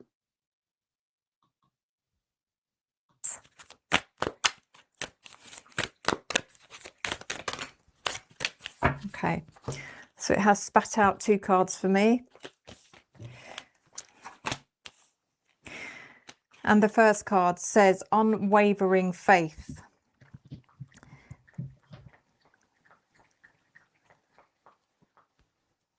Stand firm in your beliefs. Your steadfast spirit guides. Your steadfast spirit guides you through uncertainty.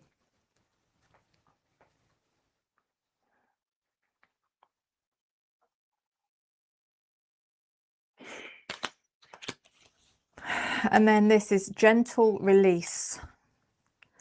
Let yourself surrender to the flow of life's mysterious currents. Thanks, Dago. I'll see you later.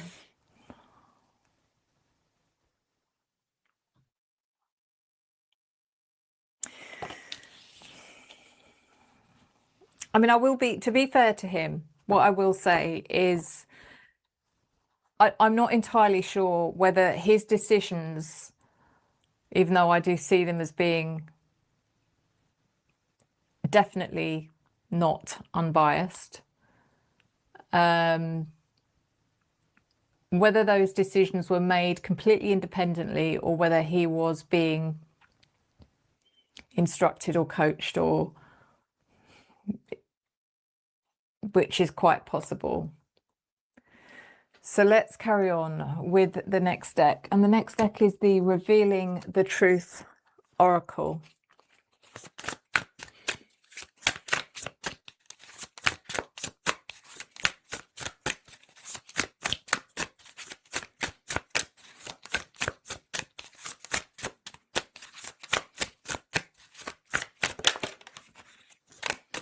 Have you ever seen them shuffle cards like that and then one jumps out?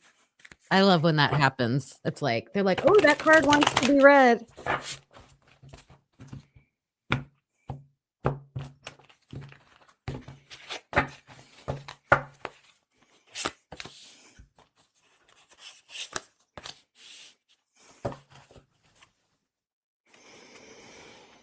So this says divine intervention, serendipity, catalyst, and karma.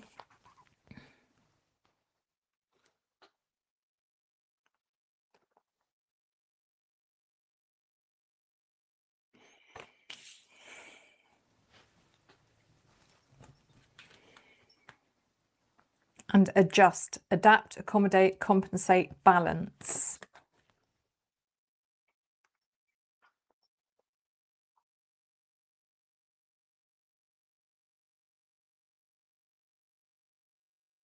That's interesting. Accommodate, balance. Hi, Tomboy Charm. Hello, hello. We're watching the tarot card reading on Hippler, seeing how these cards apply to Hippler.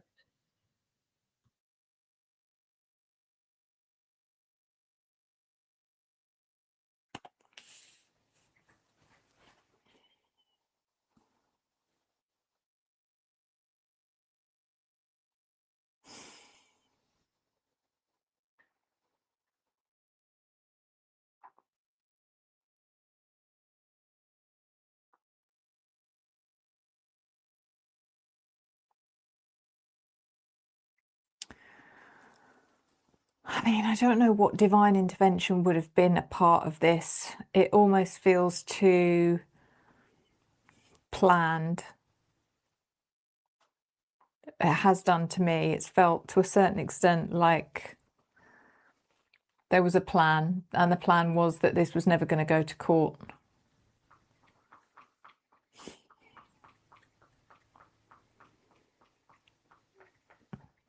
You know, I don't see this as being divine intervention, so I don't know why that card's come up.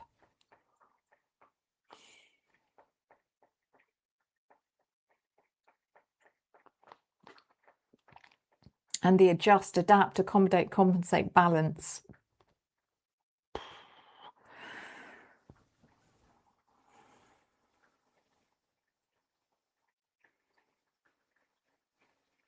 Such a lack of all of that as well.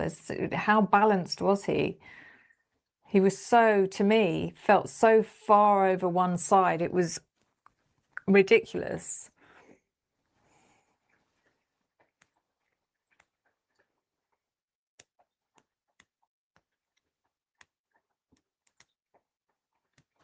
But is there some sort of balancing game going on now since since the trial's finished, over, in regards to he's the one, it's down to him. With the court documents that are released, what's redacted, what's unsealed, what's released. So is this about him compensating, balancing the truth? Not even the truth, it's kind of trying to get the balance right so that he doesn't give anything away, or he doesn't shoot himself in the foot by releasing something that means people would question why on earth, why would this person plead guilty when there's more evidence to say he didn't do it? Which is interesting.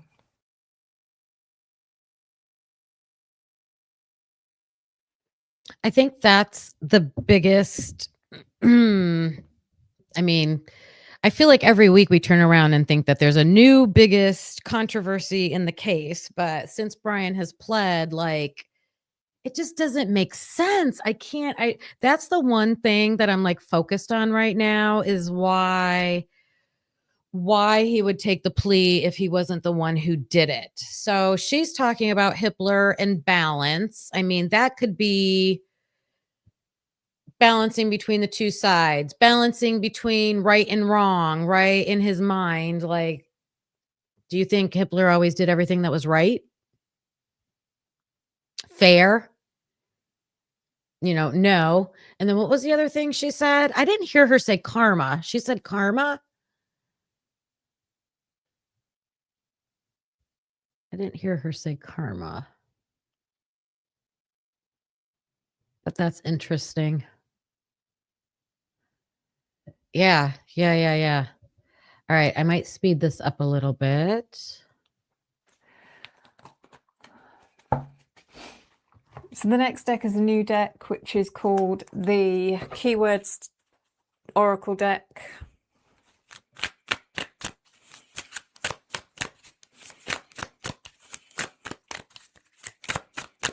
I mean, there's no way he has seen every single document with regards to this case, because there are thousands of them. He hasn't got enough time to literally sit and... So it's almost like every single document he's adapting to as he goes right now. I presume he's got work, he's got other cases that he's now involved with. And this is something he's having to do as extra work sort of thing. I don't know. But maybe he has someone else doing it for him. I don't know how it works, guys. I mean, he must be overseeing other cases right now. So let's see what this card's going to say. So these cards, we have the first card, Dirt. Workaholic. Come up for air. Hidden element. Digging. Getting things started. Hidden goals. Reaching goals. Keep going. What's coming next? So he's a workaholic by all accounts. Digging. Come up for air. Come up for air. Hidden element. Getting things started.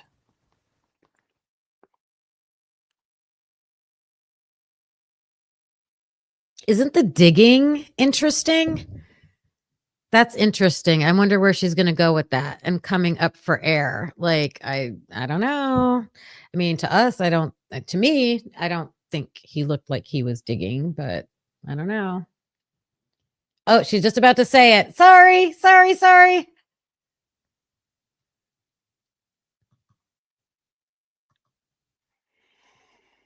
Hidden goals. It's like he has a hidden agenda. There's a hidden agenda here. That's what I'm feeling. He doesn't know what's coming next, because he doesn't know whether the tide is going to turn, or whether there's going to be a bigger turn of the tide, I should say, because I think he knows that there's a percentage of people that are not buying it.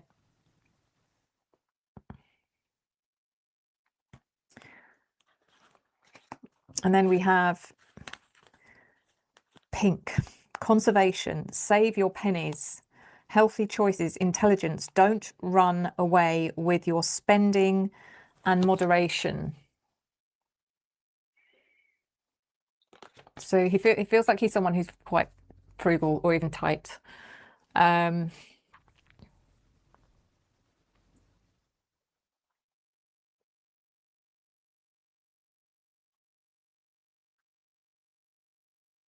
Why is this affecting his pocket? That's what I'm trying to work out. Why would this situation be affecting his pocket? It's not like he gets paid differing amounts depending on whether a case is won or lost. He's meant to be an unbiased overseer. Interesting. Someone who makes sure the rules are being followed and adhered to. That's his job. That's meant to be his job. He's meant to be an independent adjudicator, if you like. If anything, it's his job to make sure that Bryan Kohberger is getting a fair hearing, a fair trial, which, when I think about that, is just absolutely laughable.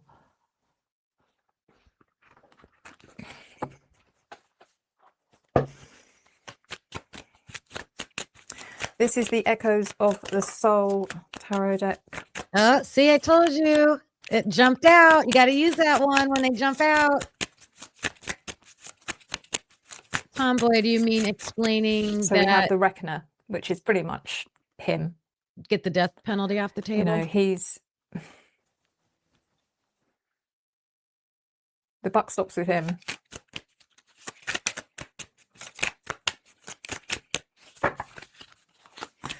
And then this card is the Leap of Faith.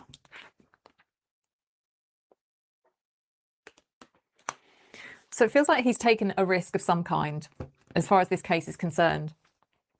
I mean, some of it just feels absolutely outrageously in your face.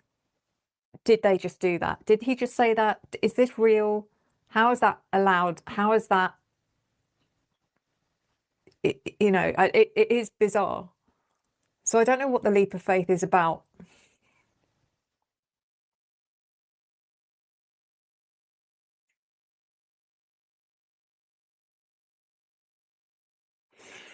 And then this final deck, Oracle deck, is the Secrets Revealed True Crime Oracle. They have a True Crime Oracle deck? Oh, I love that.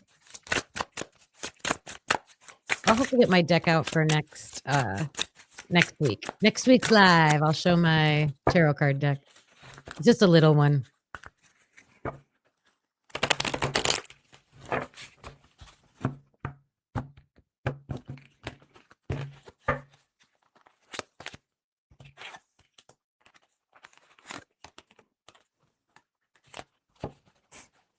Yeah, it's so we've got two cards, Parent and Information, which is really interesting because this almost makes me feel like this is about Bryan Kohberger's parent or parents and information.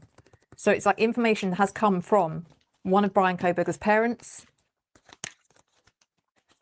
And it almost feels like information that's been given to Judge Hitler that he has not disclosed, that he should have disclosed, because it feels like it exonerates Bryan Kohberger, but he's deliberately withheld. Either withheld it, exploring the information, or doing the right thing with the information. I don't know.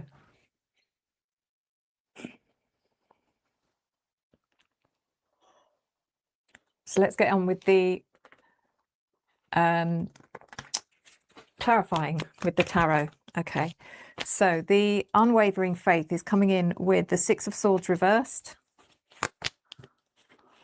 and the Star.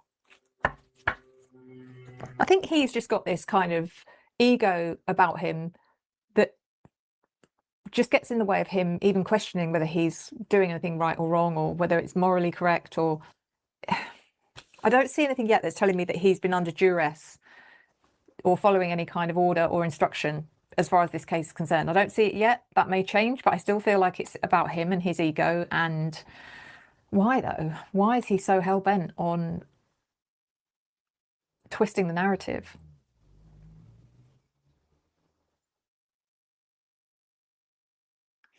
The Six of Swords reversed. It's almost like it's better for his career to see Bryan Kohberger as being guilty and prosecuted as a guilty party, rather than, you know, allowing him to be found innocent. I don't know if that's what it is, but it feels like something like that.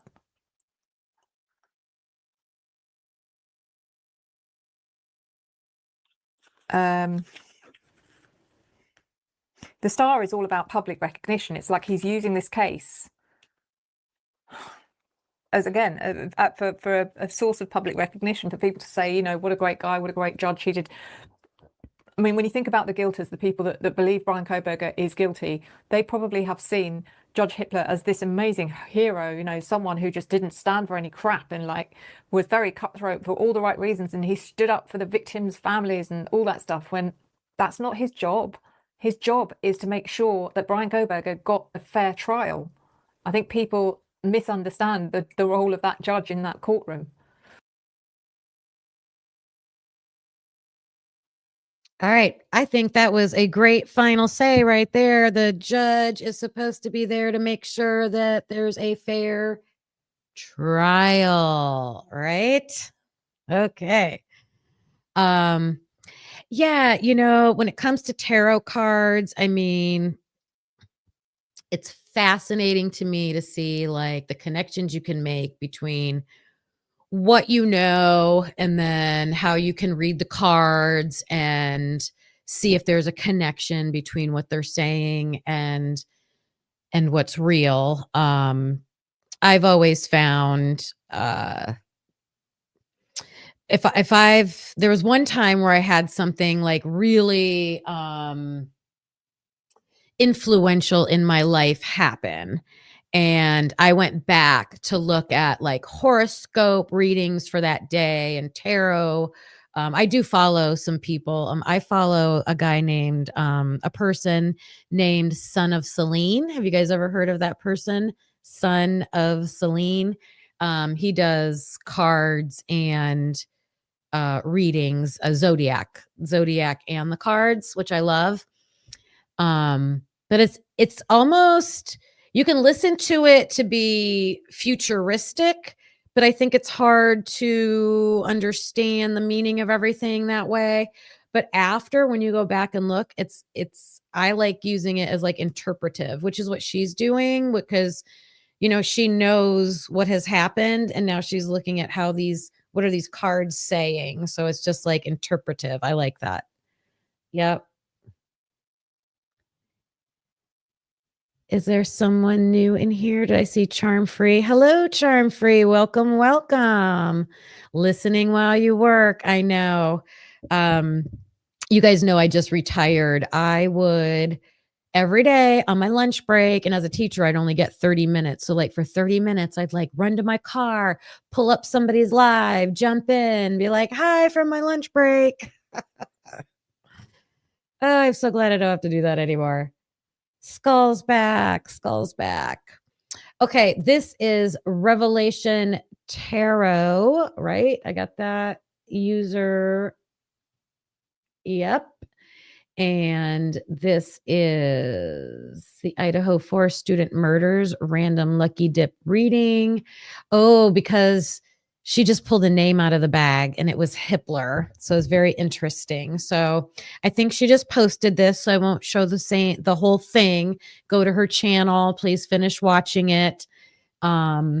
She's got a new follower in me. I'm going to go watch her videos. I like this. Yeah. So just to go back to that whole IGG stuff today, this really made me make sense of like what they did in this case, in the Kohberger case, the process that they probably used. It's hard to tell which avenue they took when we were watching my video that I showed, a couple different options that they could have done.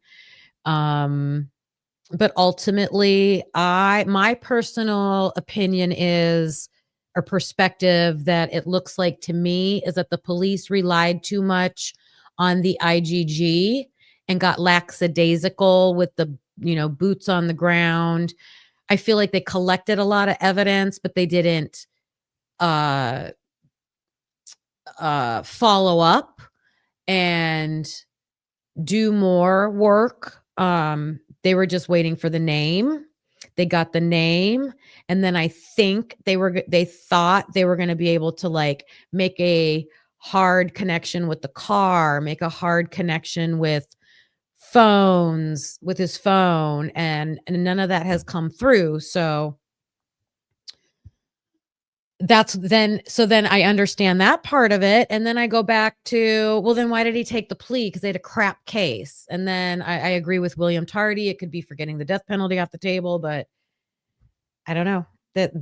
I need more vetting out of that. I need to think through that more. So maybe I'll do that for my next topic for next week. I'm not sure. I'm sure something will come up, but Mondays are going to be our meetup Mondays for a live. So please look for me every Monday morning at 11 a.m. Wednesdays, I'm going to do my walk and talk. I'm not going anywhere this week, so I hope to have a great connection the whole entire time. Carlos and I are not recording together this week. It doesn't fit into his schedule. So I'm going to create some kind of video to drop because we usually drop one video a week. Yeah, so be looking for that stuff from us. And I'll see all of you in the other chats. I want to shout out to William for his donation and to Witchy for her membership. Please consider a membership. I'm keeping it on the lowest. If YouTube would allow a lower level, I would have done it. I have it at the lowest one that's allowed, and I'm just keeping it there for everybody. Like, I'm not doing any levels or anything like that. I figured it's like a cup of coffee a month, so trying to build our community with that. Make sure you hit the like button on your way out if you have not already. I didn't even look to see how many likes do we have, you guys. 17. I think there were like double that in here at one time. So please hit the like if you haven't. Have a great day. Have a great week. And I'll be looking for you guys on Wednesday.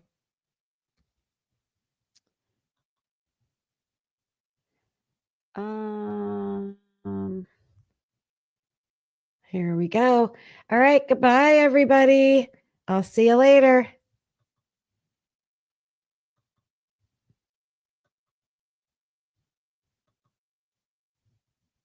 Thanks for watching, hope you felt the spark. Please hit that like before it gets dark. Subscribe, it's free and keeps us going strong. You're part of the crew now, right where you belong. Join us next time, same truth, same fire. We bring the heat and never tire. We're typically unique and proud to be a husband and wife in podcast harmony. That could be unique, yeah, that's you and me. Don't forget to like and hit subscribe, it's free. Come back again, we'll be right here with truth and laughs and zero fear.